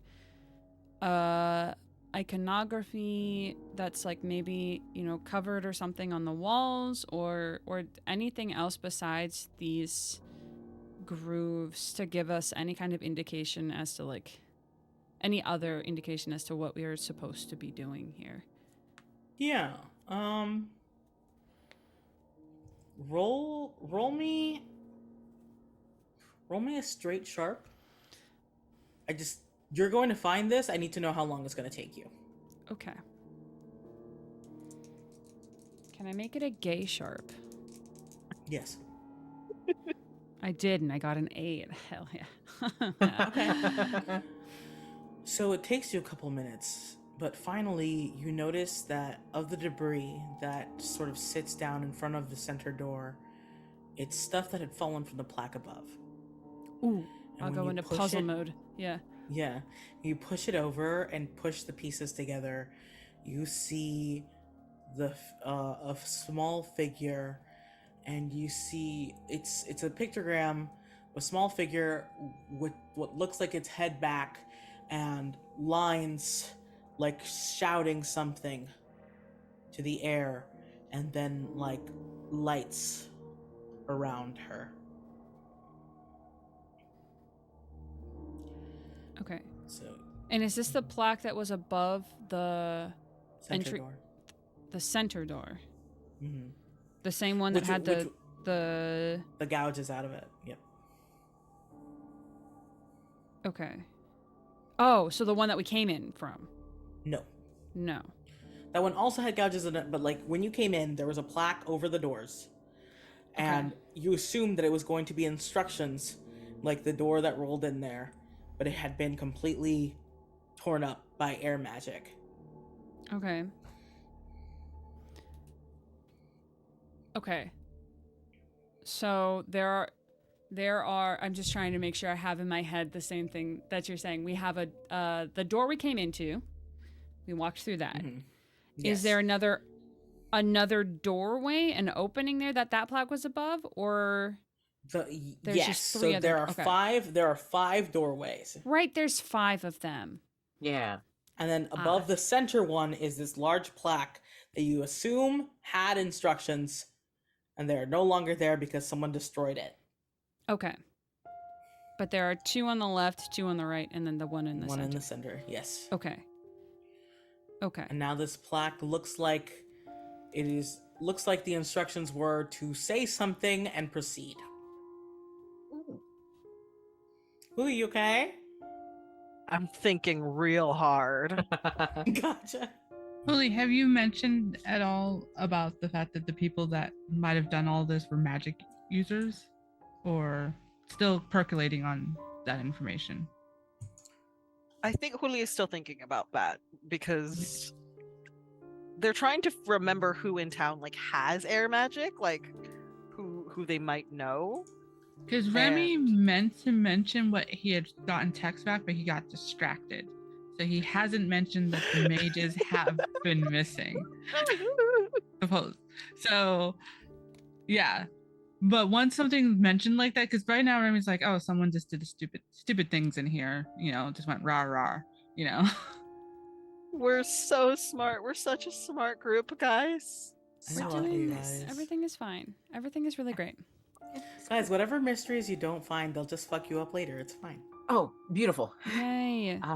Okay, I am gonna ask, like, is there anybody in town that Huli can think of like right away that does like has air magic? Does air magic? There are a lot of people, actually. Quote unquote, a lot of people. There's at least 6 people that you know of. It's too many fucking people. There is Okay. someone who might stand out. Oh, do I have to roll to remember to figure it No. out? Okay. No, you would know this. Catherine. Catherine. Mm-hmm. Sorry. And so I think then Huli will turn to the group and be like, what is it they say, like casting shade? I don't want to cast shade. But I think this might have been Russell y Catherine y ellos. Because he was crawling like this very slowly, like this like still you know, kind of like turns around to sit on his ass and like, oh, they're missing. I didn't do it, but they're missing. You didn't do Who's it? missing? Who's missing? The three brujas. I got a message trying to figure out if anybody else is doing things or if it's just all us, and Oscar ain't doing well, but yeah, the three mages who were supposed to fucking help us are not around. Haven't Those been are picking up, not. apparently. Those is not Russell, Catherine, and Oh, I Elijah. thought that was. No, the No, mages those are were the council of those are the council So of mages. Zoila. Yes. Oh, yeah, Arturo. yeah. Yeah. The Mages scary of ones Promise. that made V make a pact with them. I was so excited for them to be missing, and it's like, oh, we killed them on the beach. It's so many NPC names that. I'm sorry, loves. Yeah. I think they still turn around and like, oh, that sounds. You did sounds follow right. them into a weird fucking neighborhood where they were talking with people. Yeah, and I think I had only mentioned that to V, so I do bring that up. It's like, and actually I was gonna ask, is that neighborhood close to these caves No. or no? No. Mm-mm. So yeah, I was like, I mean, if the shoe fits. Mm.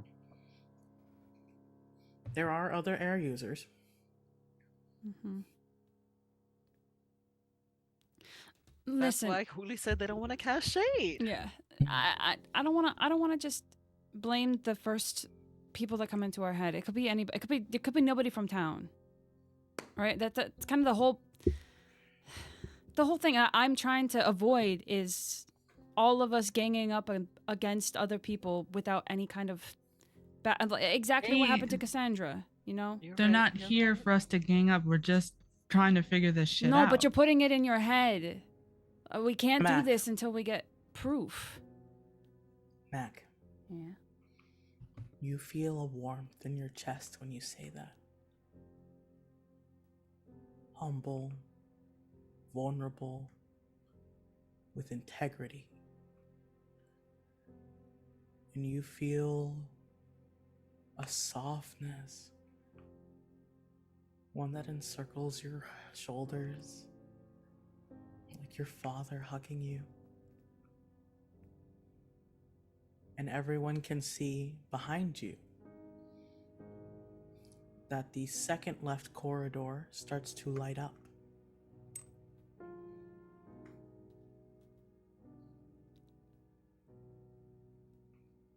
You're right. You're right. It's not fair to blame them, even if they are assholes. But we don't know what is happening. Even right now. And that's what we're here to find out. Okay. Should Let's go find out then. And Mac's just gonna go walk over to the door. Mac's not like glowing, are they? No, the tunnel is though. Sick. V's like half paying attention. He's like the ton.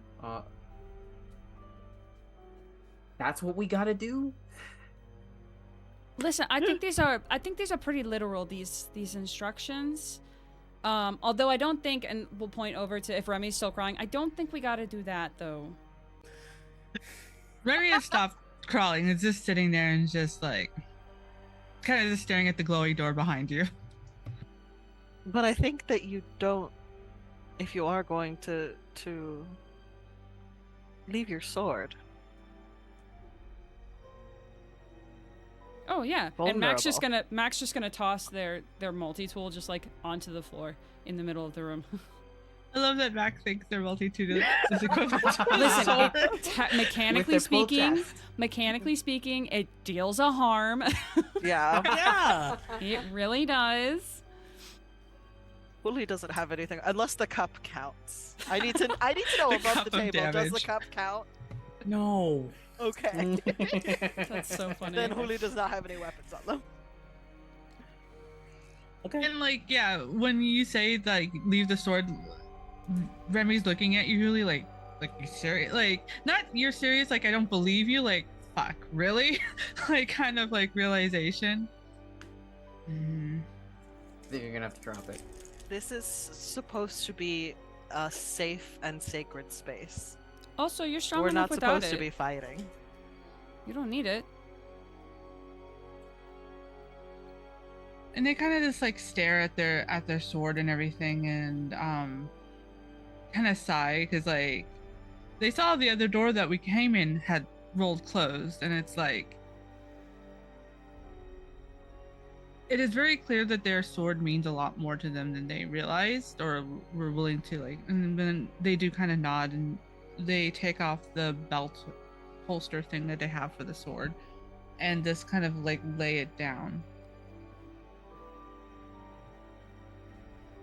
Okay. So do you all walk down the hall? Yeah. I think we should try. And then if we all get kicked back, we'll all have to shout some deep truths until the other one. I think V it does not walk with them. He stays behind to watch. It's like, I don't know. Okay. The three of you walk through with no issues. And as you walk further down, So I stop and I turn around. You coming? B moves his hands to his necklaces, which are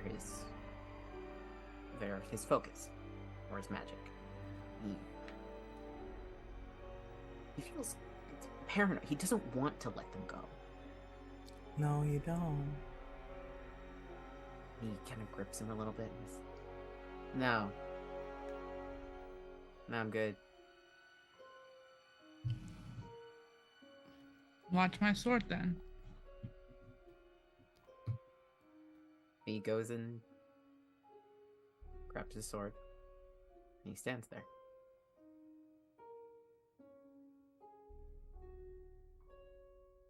Hey, Mac's gonna talk to Remy and specifically to Remy, but also involving Huli. I don't think that anybody should be alone here. Remy, Huli, can you two look out for each other and I can stay with V? You were the one who lit up the tunnel. You should come down. But you got through just fine. I don't think that they should be alone. Remy, stay back, I think.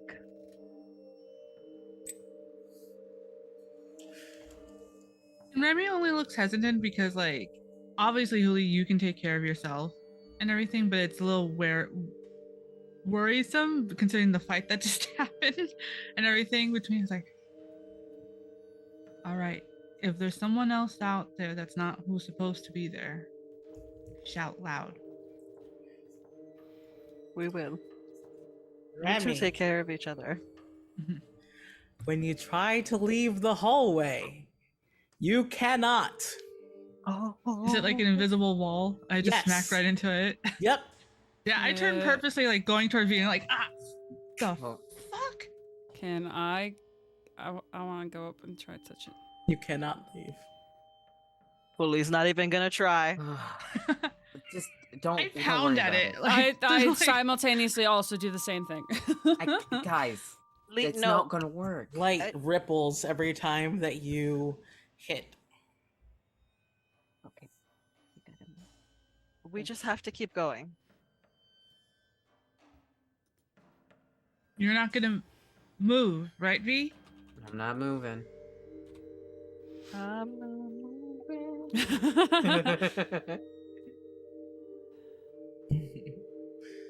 All right, folks, what you doing? Be safe. Bully's walking. Go before you lose Huli. Come on, Mac. And I think they'll gently grab like your arm to like gently tug you to go towards Huli. Yeah, they'll go with you, just kind of like backing up, and I think that V would catch that they are. The panic is mounting. It's becoming a bit more obvious, and the concern is obvious on their face, at least while they're looking at you. But I think you can see V because of your vantage point that there's this brief moment when they start to turn that they like scrunch their face a little bit, and then it becomes a little more calm appearing, put together, focused, before turning their back to you. He watches them go. I love watching repression in action. Just tamp it down, everybody. I got a mechanical move for that, baby. So, my dears, as you walk down the hallway, you feel the world shifting around you. You know that you've only walked a short distance, but if you look back, the tunnel has become dark. And as you head down lower and lower in this sloped hallway, Mac, you can feel an anxiety that is not yours raising. And in your body, you can feel it coming from the tips of your fingertips, rushing up your arm as Twilight begs you to stop, begs you to go back. Please don't make me look at it. Please don't make me look at it.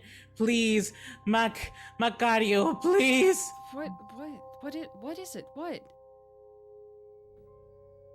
And you come to a door. There is no riddle. It is cracked open.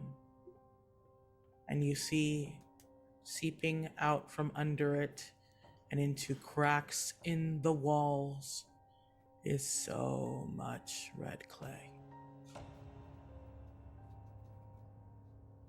You okay, Mac?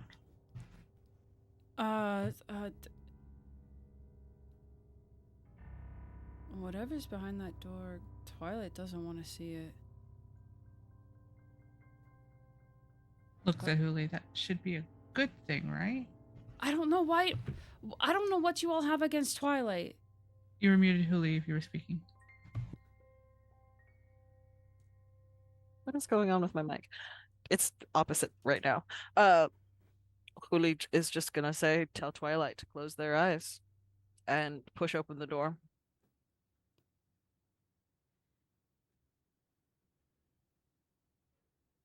When you push open the door, you see a room filled with light. There is a crack above you in the ceiling that lets sunlight in, and the place that it shines is above a broken slab. You see marble destroyed into pieces on the floor, and then past it, something awful. There is a mountain of moving clay, slowly running down, and arranged in it, on top of it, are bones. And back, you hear Twilight scream, "Mi amor! Mi amor, no!" There is a circle around this mound, carved sigils done by magic. The air magic that you have seen, fueling this cruelty to make corruption from the bones of Santa Sol.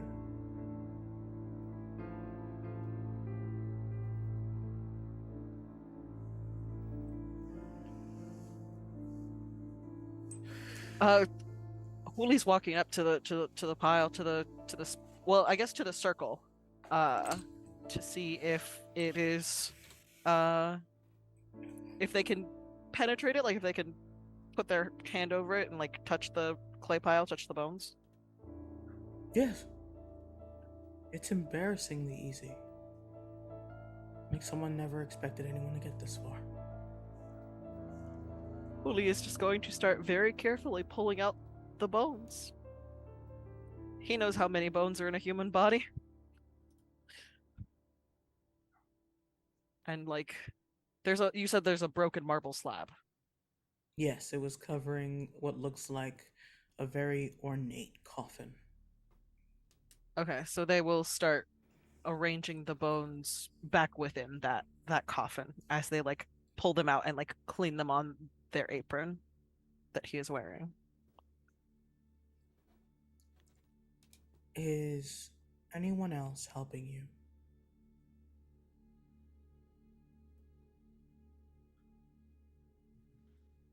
How does Mac look when that scream inside your head happens?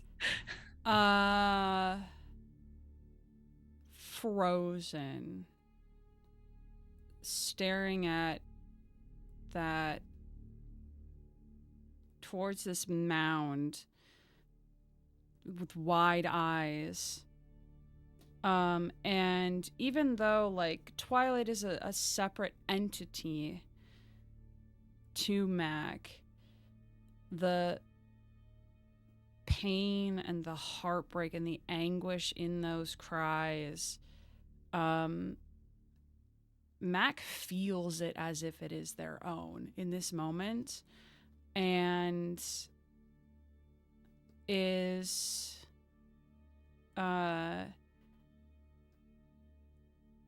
trembling slightly as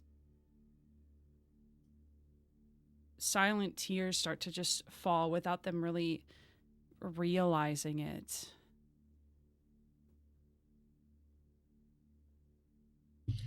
It's okay, Mac. It's always rough the first few times. No, it's not. It's not just that.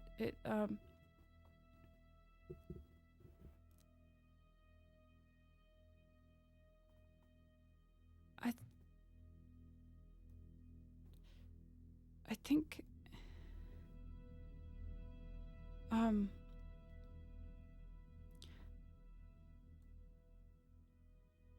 Twilight knew them. And based on what you said was on the front of this grave, I'm starting to think that Twilight might actually be somebody else. Maybe. I mean, it's possible. All of us are who we say we are. Well, Yeah. Twilight might be somebody like Luna.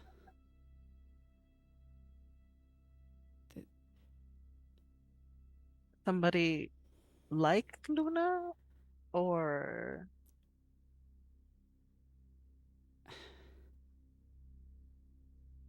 I mean,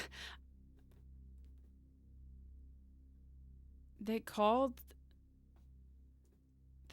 them mi amor. They're devastated.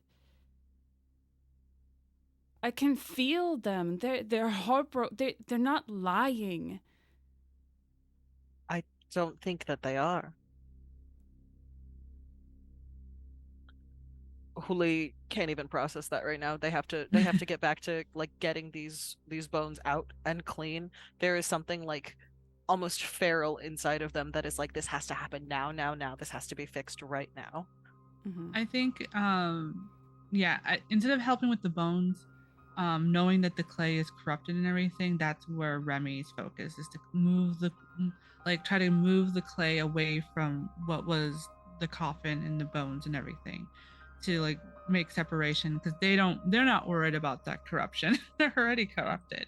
So that's what they're doing, because they don't want to touch the bones and do something dumb, and they trust that Huli knows obviously what he's doing. All right. Mac, Mm-hmm. there's something only you notice in this room as they work. That within the coffin is a book.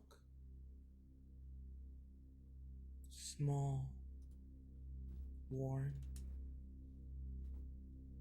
and you can reach it if you want to.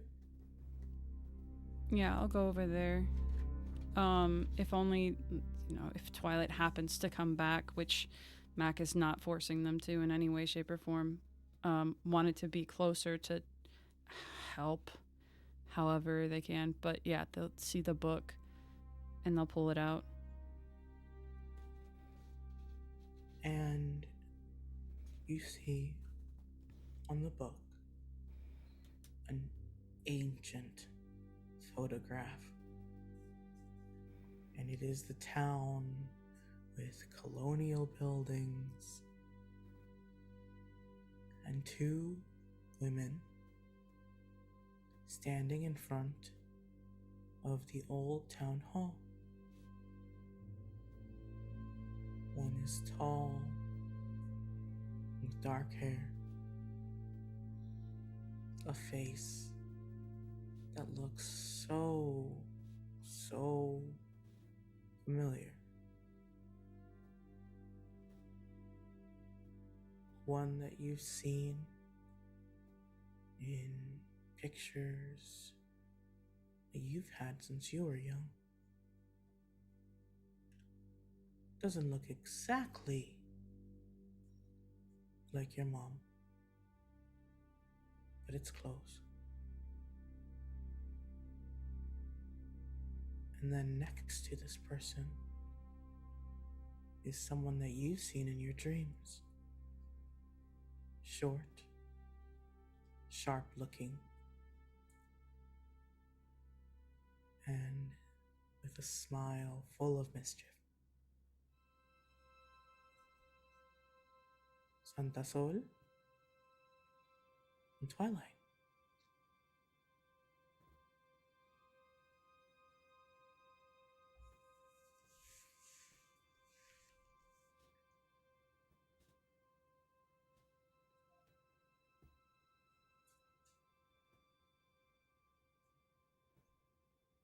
Is that the only thing that's in this book? No, that's the very first thing. There are pages upon pages of small, cramped writing, all in Spanish.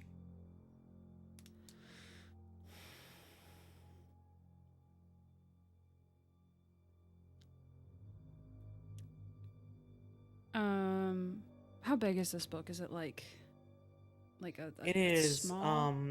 yeah, think of like a Moleskine. Mm-hmm. Very small, so like really cramped writing. Yeah. It's filling up every page. Is that how you say that kind of notebook? I've always said Moleskine? Moleskine, I think it's both. I've thought always it said was Moleskine. moleskin. Yeah. I thought because it had an E, it was skine, but it could be skin. The Who English knows? language is full Yeah. of It's mystery. weird. Uh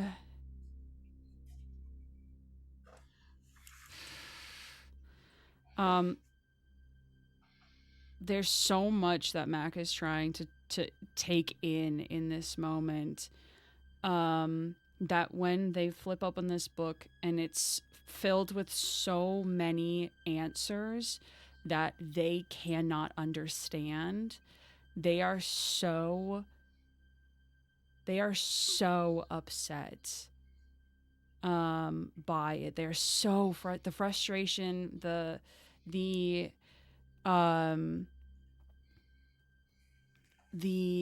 panic, everything is kind of it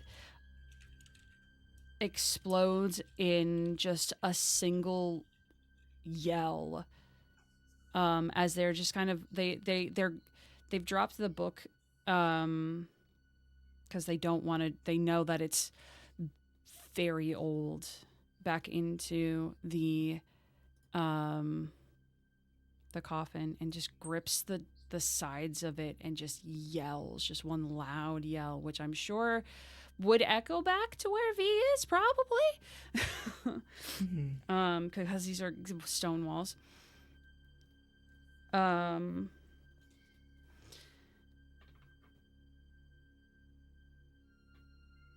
I think partially it's mostly the buildup of all of this emotion, but also empathizing with this pain that Twilight is going through now. Just makes it hurt even more.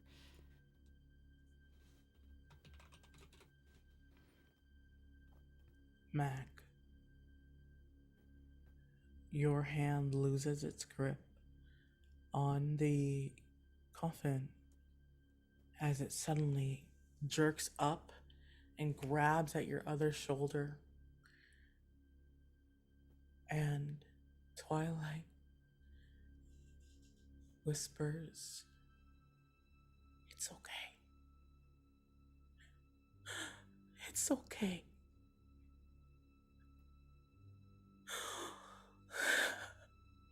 Mac, it's okay."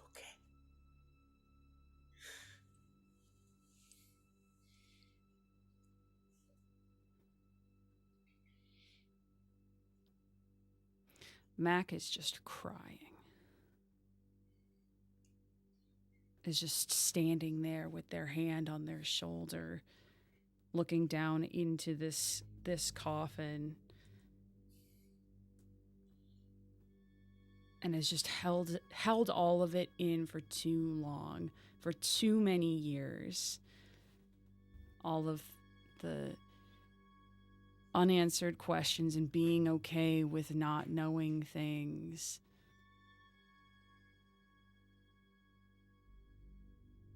And still, when they're able to know something, still not knowing everything.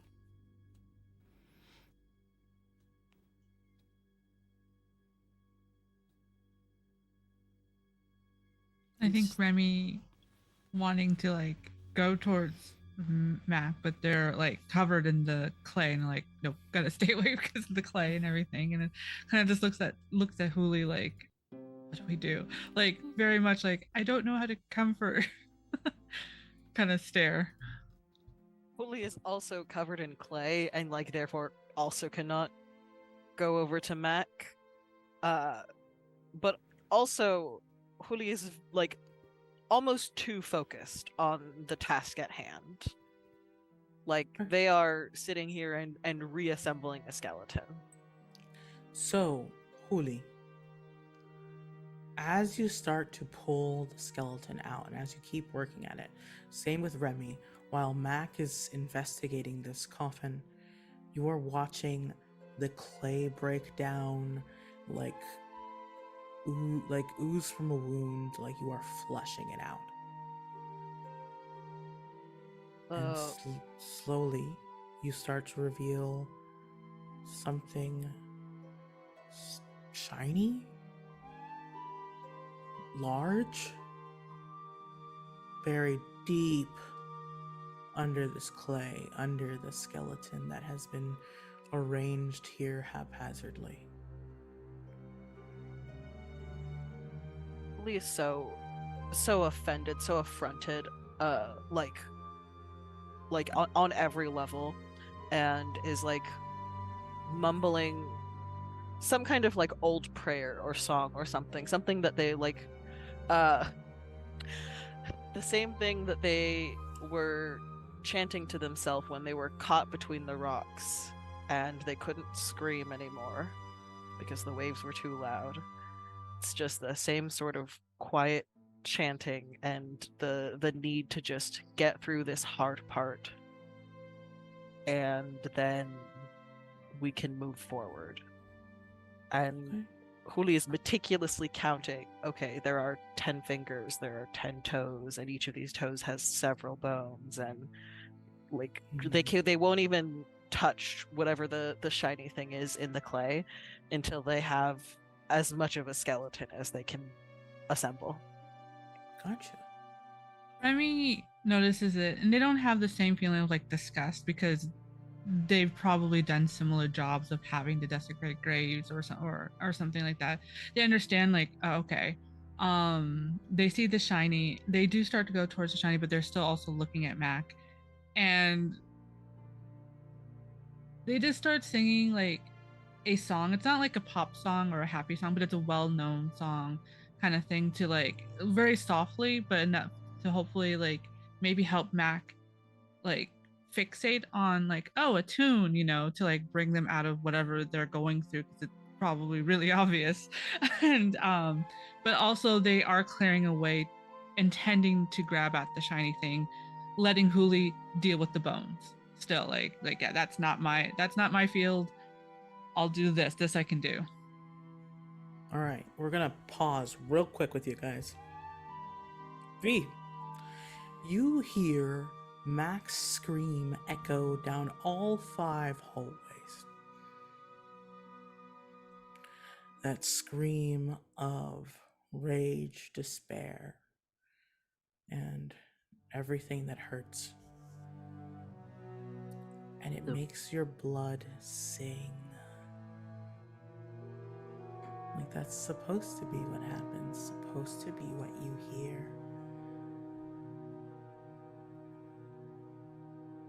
There is a moment where the sound recognizes, and then he feels a sensation and a shiver goes down their spine. You go, huh.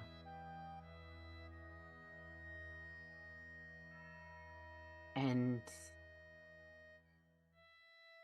I think he's drawn to it, drawn to that sensation. The way that it makes him feel is something they haven't felt ever. So V wants to go forward, drops the sword somewhere, doesn't care where, just drops it.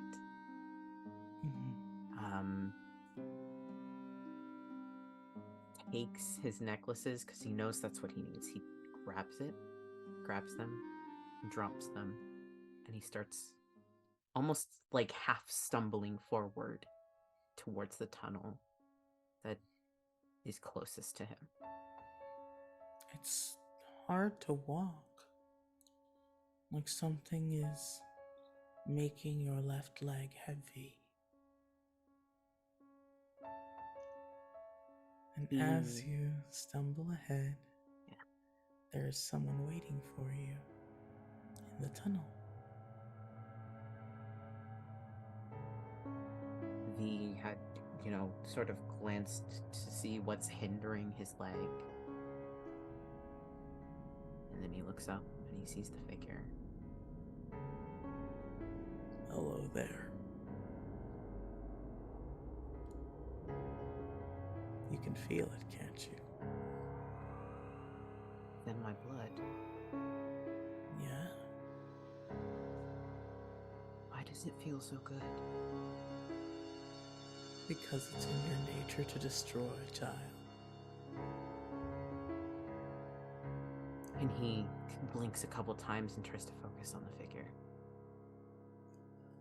And it is the same man from your dreams. If it scares you, I can take it away. It's you.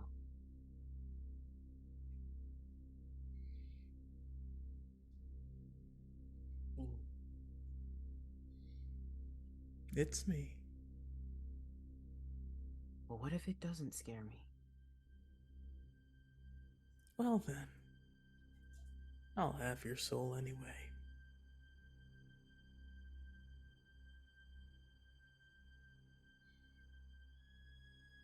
What? The corruption? He looks down at his leg again. It has turned red. And you can feel something moving. Like the beginning of a drip.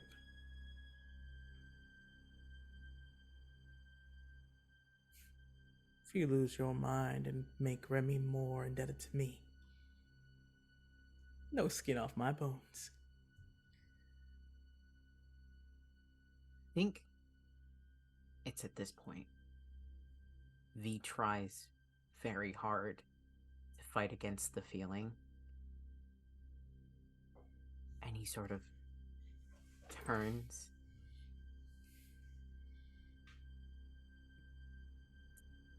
And I think he calls out for Mac.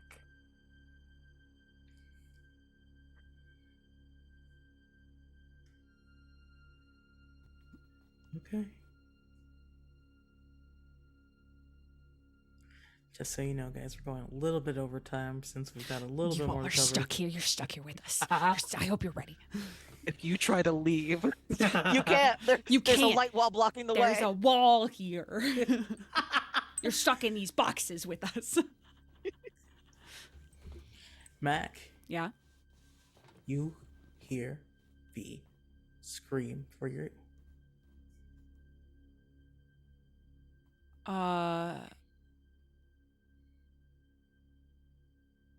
Mac is instantly pulled out of this sorrow state. Or at least this moment, this fugue moment.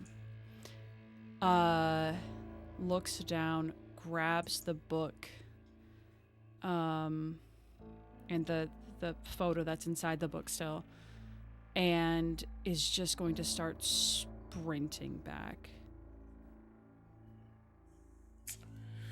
Now, why would you do that?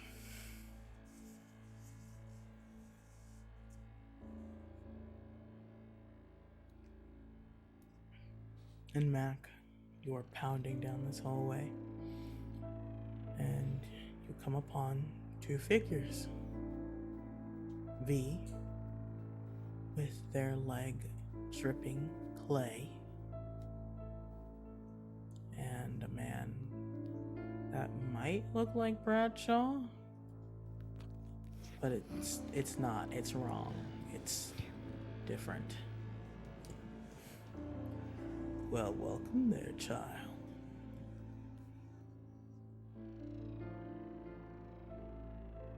I know you. You know, a bit of me.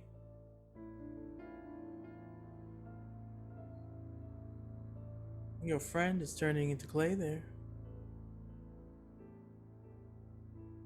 V is, at this point, I think the fear has started to settle in, and he is hyper focused. He is grabbing at his leg, and all he's grabbing is clay. Nope. What did you do to him? I didn't do anything to him. I just know how to fix him. He got bit. And the corruption has him now. Insecure, angry, easy food. I was just offering him a deal. I'll fix him in return for a favor. V raises his head and goes, No, don't do it. You don't do it either.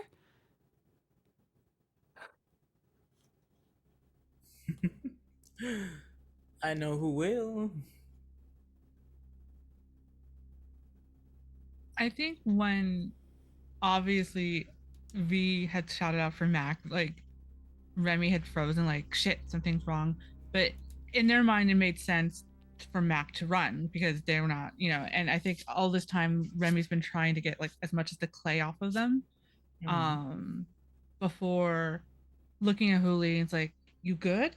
Like, Huli, despite this being a mountain of clay, the bones have appeared easily. Maybe a bit too easily. Can you really think about that right now? Correct. you're all you're missing is a few small things. Oh my gosh. You're close to finishing. Go. Go. And they nod and they just like flick their hands one more time, and then they don't transform. They run at like as fast as they can back up. Yeah. He looks at the both of you and he's just like, the deal for him will be a lot worse than the deal for you. And I know he'll take it. Fuck. What do you want? A favor for me to call in whenever I want. Mac, stop Remy from getting here.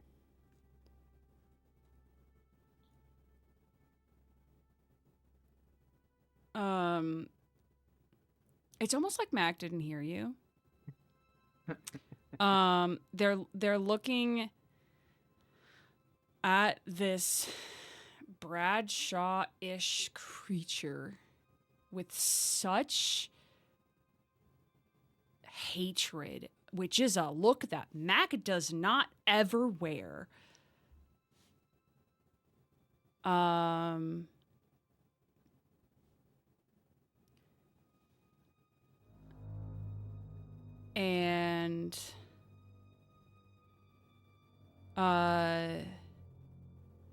they're gonna say to the thing kind of known as Bradshaw, if you know how to fix them, then do it. No.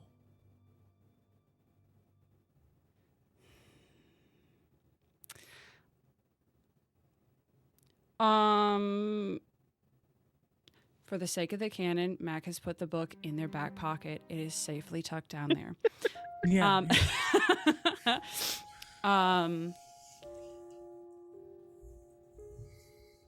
Mac in their head to Twilight is going to say, I don't care what you have to do, but I need to kick the shit out of this thing. And essentially would like to ask for things beyond human abilities, such as Roll just- weird, baby. we're going full anime of like very fast and big, huge hits. Oh, go ahead and Goku roll his some ass. weird. It's literally. I mean, what could go wrong, right? As I'm running towards, do I sense my patron at all? Only when you get very close and you hear him say, no. Great.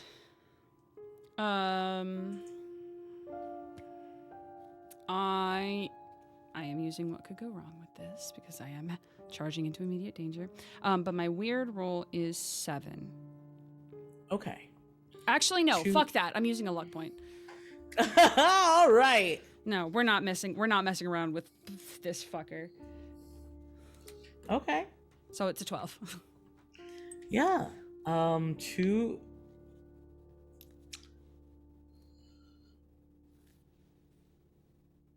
Twilight is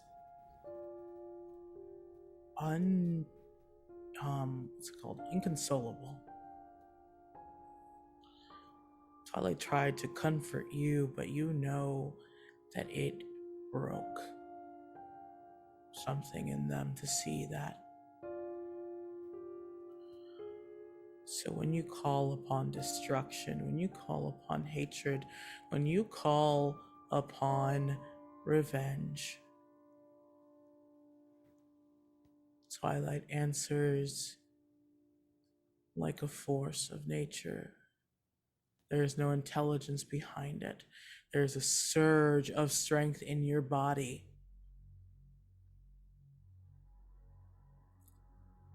Roll me kick some ass. And roll with advantage. My arms are jelly.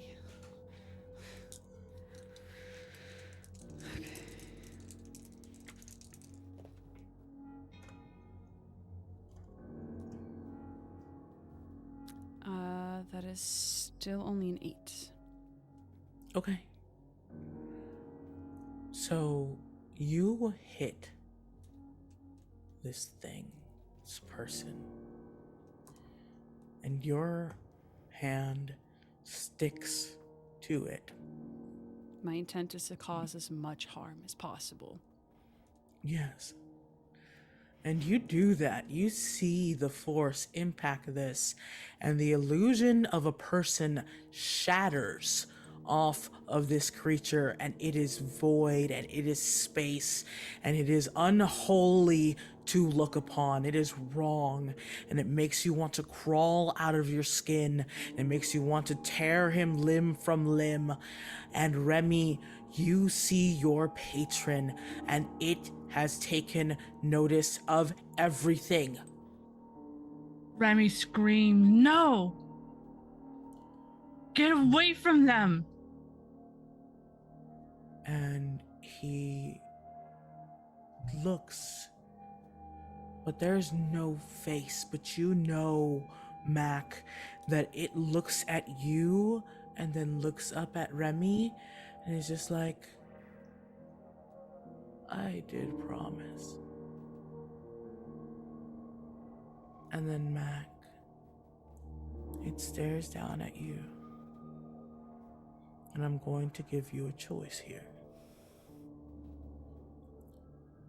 You can hold him here and take a large amount of damage in retaliation for the strike that you gave it. Or you can let it go and guarantee that no more harm is going to come from it to anyone here. It will not heal V.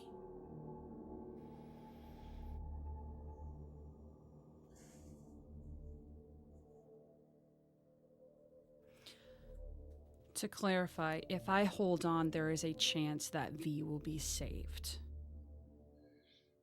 If you can convince or beat this thing into submission, yes. If there is any chance that V could be saved from this, then Mac would not let go. Although I will reduce somebody's harm suffered by 1 as part of my move. Great. Then instead of taking 4 damage, you will only take 3. Cool. That's a total of 4 damage. Where? That's something. And I try to protect Mac, like by like just basically slamming into my patron and everything, and just like use the protect someone move to like.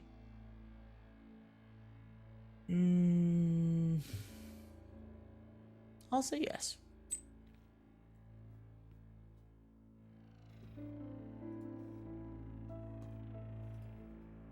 That is just barely a 7. Okay. I believe that means you take... Yeah, I can suffer some or all the harm they were going to get. And I will gently remind, if this is considered a fight, I have Berserk, so I don't feel the effects until the end of this. I'm gonna say that while Mac started it, this is just what it considers retaliation, not a fight. And when you try to tear Mac away from the punishment it deems correct, your patron looks upon you and says, "Oh, you sweet traitor. You will suffer for this. And Mac, instead of you feeling the brunt of 3 pain, Remy, you feel the brunt of that pain. 4 reduced to 3 per Mac.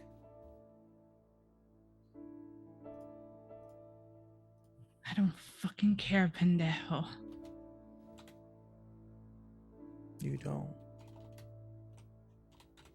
Well, then. Good luck.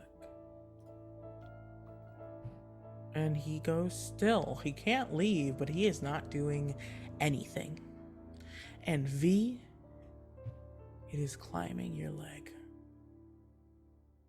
V gasps in terror. He feels it crawling, and he loses balance. He falls to the floor as he grips where it starts to climb. We're gonna pause right there. Hit that right there. Huli, you finished putting together the skeleton. Yes. Something has driven you. Something is speaking to you. It's like the bones are screaming for you to make this right. And as soon as you place it ends. And you see the clay dry out and flake around this metal box.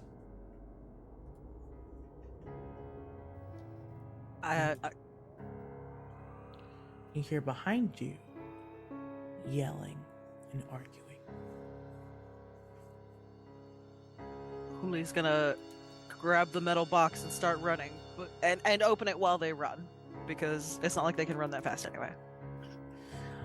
When you open it, cash starts to fly out of this box. Oh my god! I close it right back up, and just shove it in my pocket and keep going. No, it's too large for that. It Oh, is how big is it?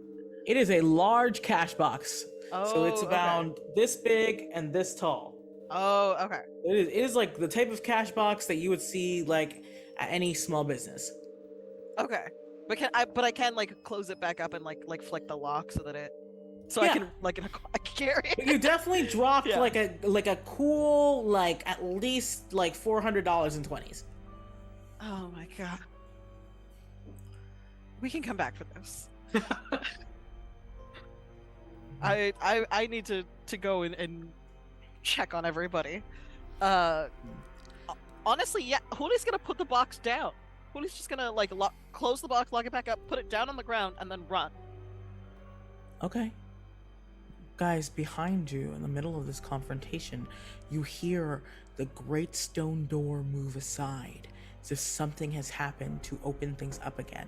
Huli, you come upon this vision. You see Mac with their arm extended right into this shadow creature that when you look upon it, you see unfiltered reality, making you want to scream, making you want to just fall out of your skin. And you see Remy on the floor, covered in darkness, like spikes entering their skin. And you see V, I'm fine, with clay slowly destroying their body.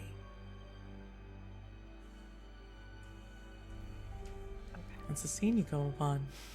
Okay. A totally cool chill scene. Totally cool and It's fine and totally chilling. cool and Totally regular. fine. Okay. Huli is going to stop. There's not like a barrier anymore. They can just run back into that chamber, no problem. Yeah. They're not in the chamber, they're in the hallway. Oh, okay. Okay. Then Huli will stop at the end of the scene, or like at the edge of like seeing this, and just there's a moment where it looks like he is about to scream. And then he stops and catches himself. And he jumps to like mentally jumps into this creature that it doesn't know, like he's never seen it before, he has no idea what it is, but he can use his telepathy to sort of like jump into its mind. Like mechanically he can use this to manipulate someone, but right now he is just jumping into their mind and screaming, and that is where the rage and the pain that Huli is feeling right now, has been building up. That's where it's going. Straight back into this creature's like consciousness. This sounds like a big whammy, more than telepathy. It can be a big whammy. I'm just saying because it doesn't really fit. Because I'm gonna say right now, this thing is a monster. You cannot manipulate a monster. Yeah, can't manipulate a monster. Yeah, let's big whammy. Okay.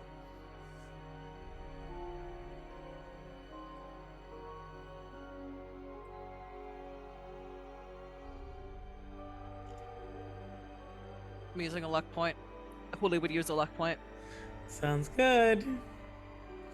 Make sure you mark your luck because Mac used the team luck.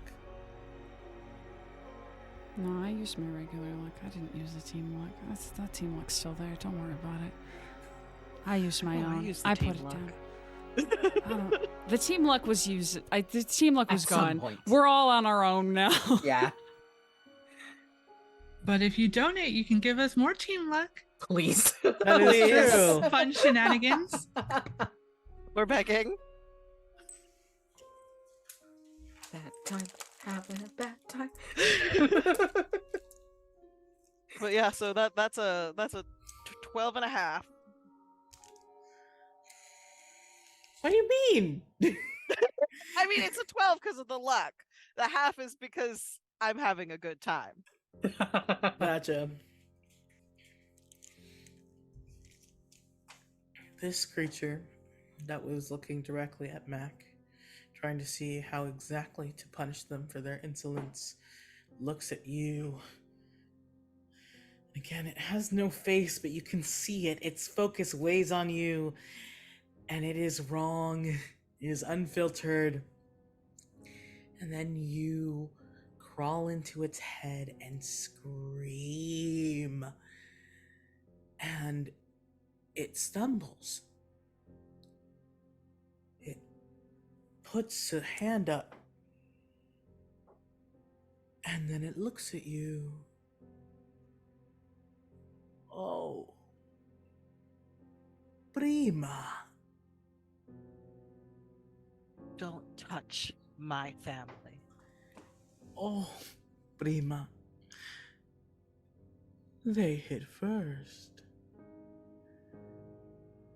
And Huli, you feel something stir inside you when this entity calls Prima.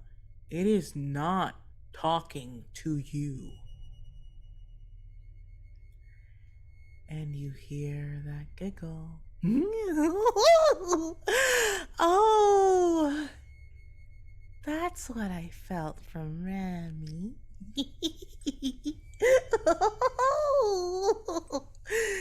Oh, this isn't going to go well for you.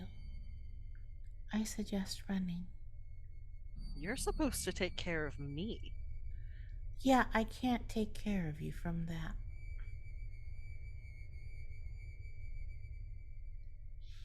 I hope you understand what I'm saying. I don't want to die either. Is it still holding Mac, or did it let go when it jumped to its tongue? So it wasn't holding Mac. Mac was holding Mac's them. fist. Mac's fist was in the creature. Okay. I had them right where I wanted them. Thank you. Mac, she's gonna like reach over and grab Mac, like just pull them back, and like shove them toward the door and just go. Ooh, Mac does not want to be moved. Mac is upsetty spaghetti. While this is happening, right when this interaction is happening, we're gonna move focus over to Remy And the and V. camera. And camera goes, Fook. Remy, Yes. what are you trying to do right now, you Crawling silly banana towards fool? crawling towards V Mm-hmm. and reaching out and like, I did it before. Granted, it was on a monster, but I did it before. Reaching out to the clay-caked leg and trying to drain that evil into them. V V. is not going to let him. V is going to see them coming. And despite the panic, there is a rage still sitting in them. And they grab his hand and say, no. V, I can fix it. You can't. You can't fix this. And V, you hear in your mind, in your anger, he can't fix this. He can't. Don't let him touch us. Don't let him touch you. V, you can't. And he pushes as much as they can. That's right. This will make you stronger. No one will ever talk to you badly again. This will make you stronger. This is you. This is us. This is us. This. Can I try to manipulate V? You can try to manipulate me. So, because I will have say, yeah. I am imposing a disadvantage on you Okay. from before. Yeah. I have a natural put peel, so I still get to roll with weird. So. Okay. Okay, so that I got a 6, 4, and a 2, so I take the 2 and the 4, which is a 6, plus my 3 is still a 9. All right. So V, as you are another hunter, Remy is going to propose something to V, and you will get an experience if you agree. But you are the one in finality who decides if you take the offer or not. Okay. Okay? V, let me do this. Let me do this, and I will tell you everything you want to know about me that I know. Please. Liar, liar, liar, liar, liar, liar. Here's Rem's voice. He hears liar. And he remembers the dream. He does not accept. He does not accept. He looks at Remy. You lied to me so many times. You lied about that, about so much, about what you did, about who you were. And I kept forgiving you over and over and over again. He must think you're so stupid. He must think you're so easy. He must think that he can get away with anything. You're not getting away with this. I'm not going to forgive you. And he... Even in this state, I think he would try and get up. Or at least try to run. And V, it's easy. Your legs, they shift and they shamble, but you have perfect control. And in this moment, you stand up, and we're gonna flip back over.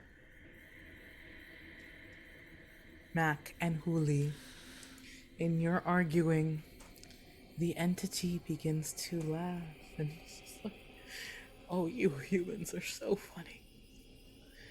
Squabbling while the rest of the world moves on.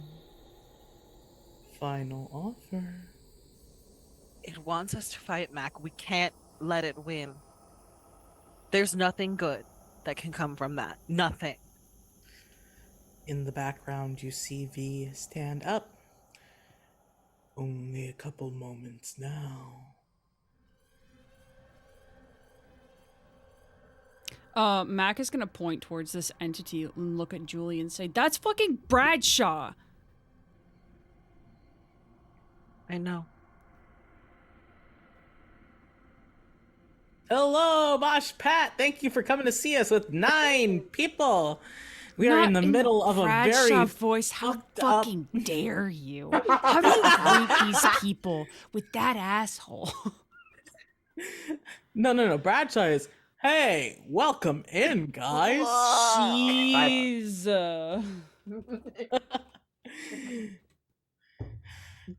We are having a time.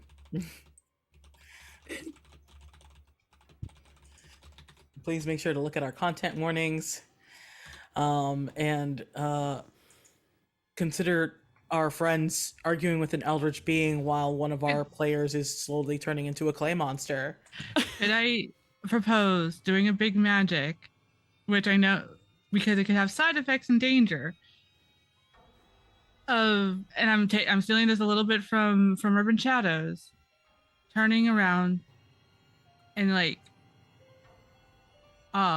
basically unsummoning my patron, but going with him to pull them to just go.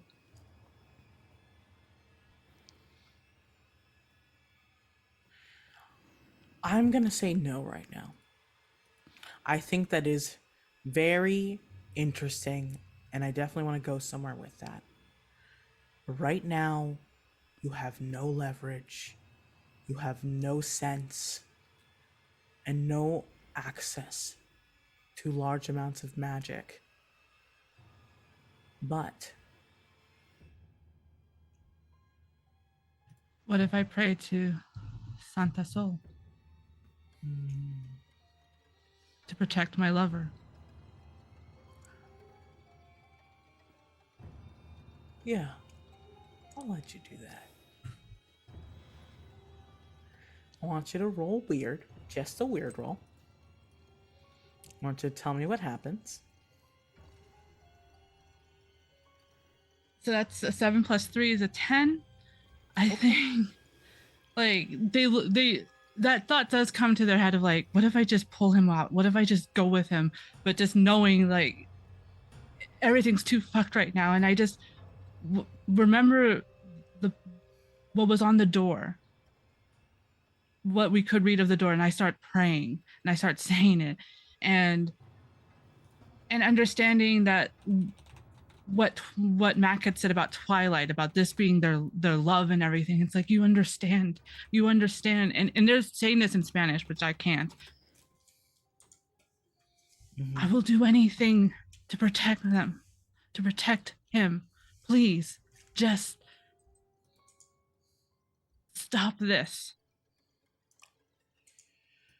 You feel it right below the ribs. Something shifts. You feel weaker. You kneel. You prostrate yourself. And you feel it. Oh. You pitiful thing. It's not malice, but it is sad. I am too weak to do exactly what you want. But I can give you the means, a place. You must go and it shows you a vision. It shows you a wolf and a fire pushed into a fountain. The waters go dark before going bright, surrounded by love and light. You must do the ritual as soon as possible. And it has shown you the place where it can be done.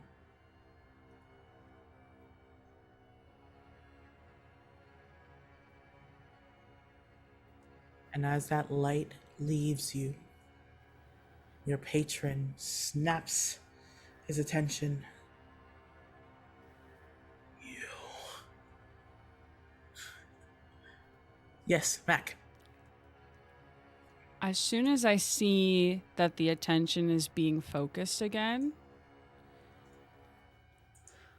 Hooley's "we have to leave, we have to get out" finally kicks. And seeing that V is already apparently moving, I would like to use my move panic button because we need to escape. I think specifically the panic button is for me. I'd like to encompass all of us, and should I fail, Mac is the one that will take the repercussions for it. Okay. This is fine. Also, DJ, thank you so much for your contribution. I can't see currently how much it was because my computer is fighting me. Oh, no. I might be able to check. There we go. $15. So Oh, DJ, just so you know how this works, you can either give me a hard move and let me do bad stuff to the crew, or you can give the crew a luck point. We're so lovable. You're so I am cool. more lovable. Is that true? Victor is in a shark kigurumi. Like, Yeah.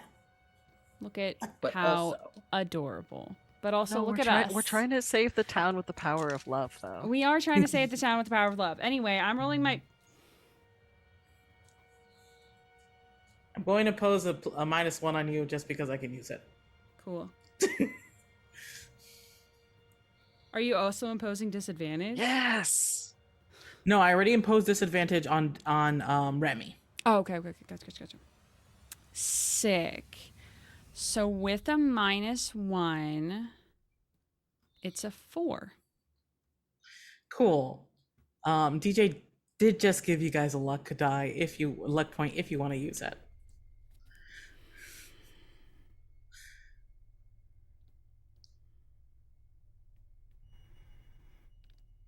Can I use my luck to give it to them, or does it have to be our own No, rolls? it has to be Mac using luck. So that move will happen if Mac does the luck.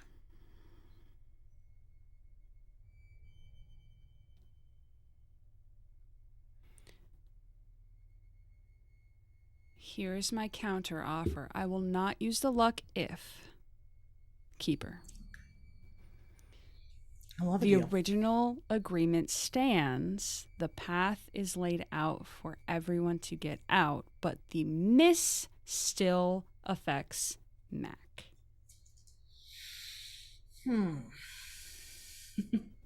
Or I can use the luck, but I still think, due to karma, that the miss would still affect Mac.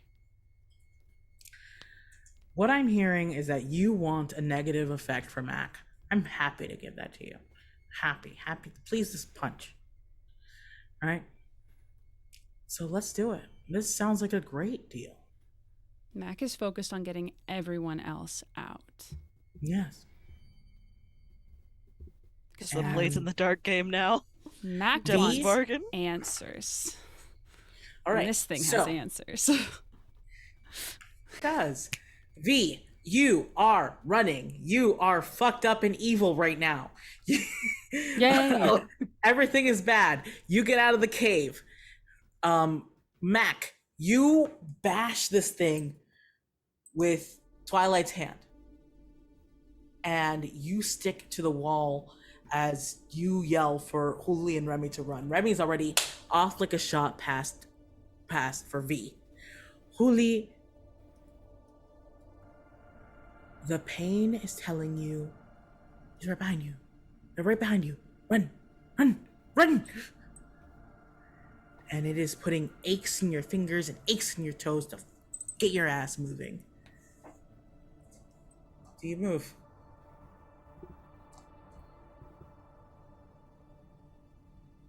Yes. Fully Gotcha. runs.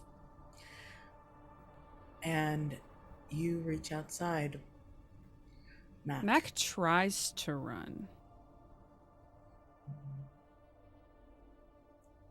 And it encloses around your arm. And he's just like, oh, that's a beautiful power you got in there, isn't it? You hit me, child. And you don't get to run away easy. That scene cuts. Everyone outside. In front of you, you see an assembly of people. In the middle, Russell, Catherine, Elijah. They have megaphones. They are yelling, enough of this thief. Enough of this damage to this town. They have stolen from all of you. So we will go and get them. And that is the end of our game tonight. Ah! Ah! Ah! Ha! Guys, we have gone over so long. I'm so sorry, but thank you for staying with us. We are gonna go around and say goodnight, so that way we can, we can respect your time and ours. Maria, I know you're in shock. Please go ahead. Pulling Tell the people myself who you up are. off the floor. Hey everybody. I played Mac, Macario, Eloisa, possibly for the last time, using the Mundane Playbook, but I am Maria. You can find me on the internet at Happy Capster. I am a TTRPG performer and creator, a variety streamer, and co-founder of Goblin Society Games, a TTRPG company for all your TTRPG type needs.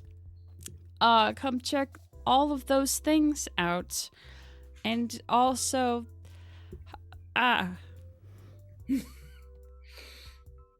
Sorry, dear. Rebon. Hi. I'm fucked up and evil. But actually, my name is Rebon. My pronouns are he, they. I played the Vicente Belmonte, whose pronouns are also he, they.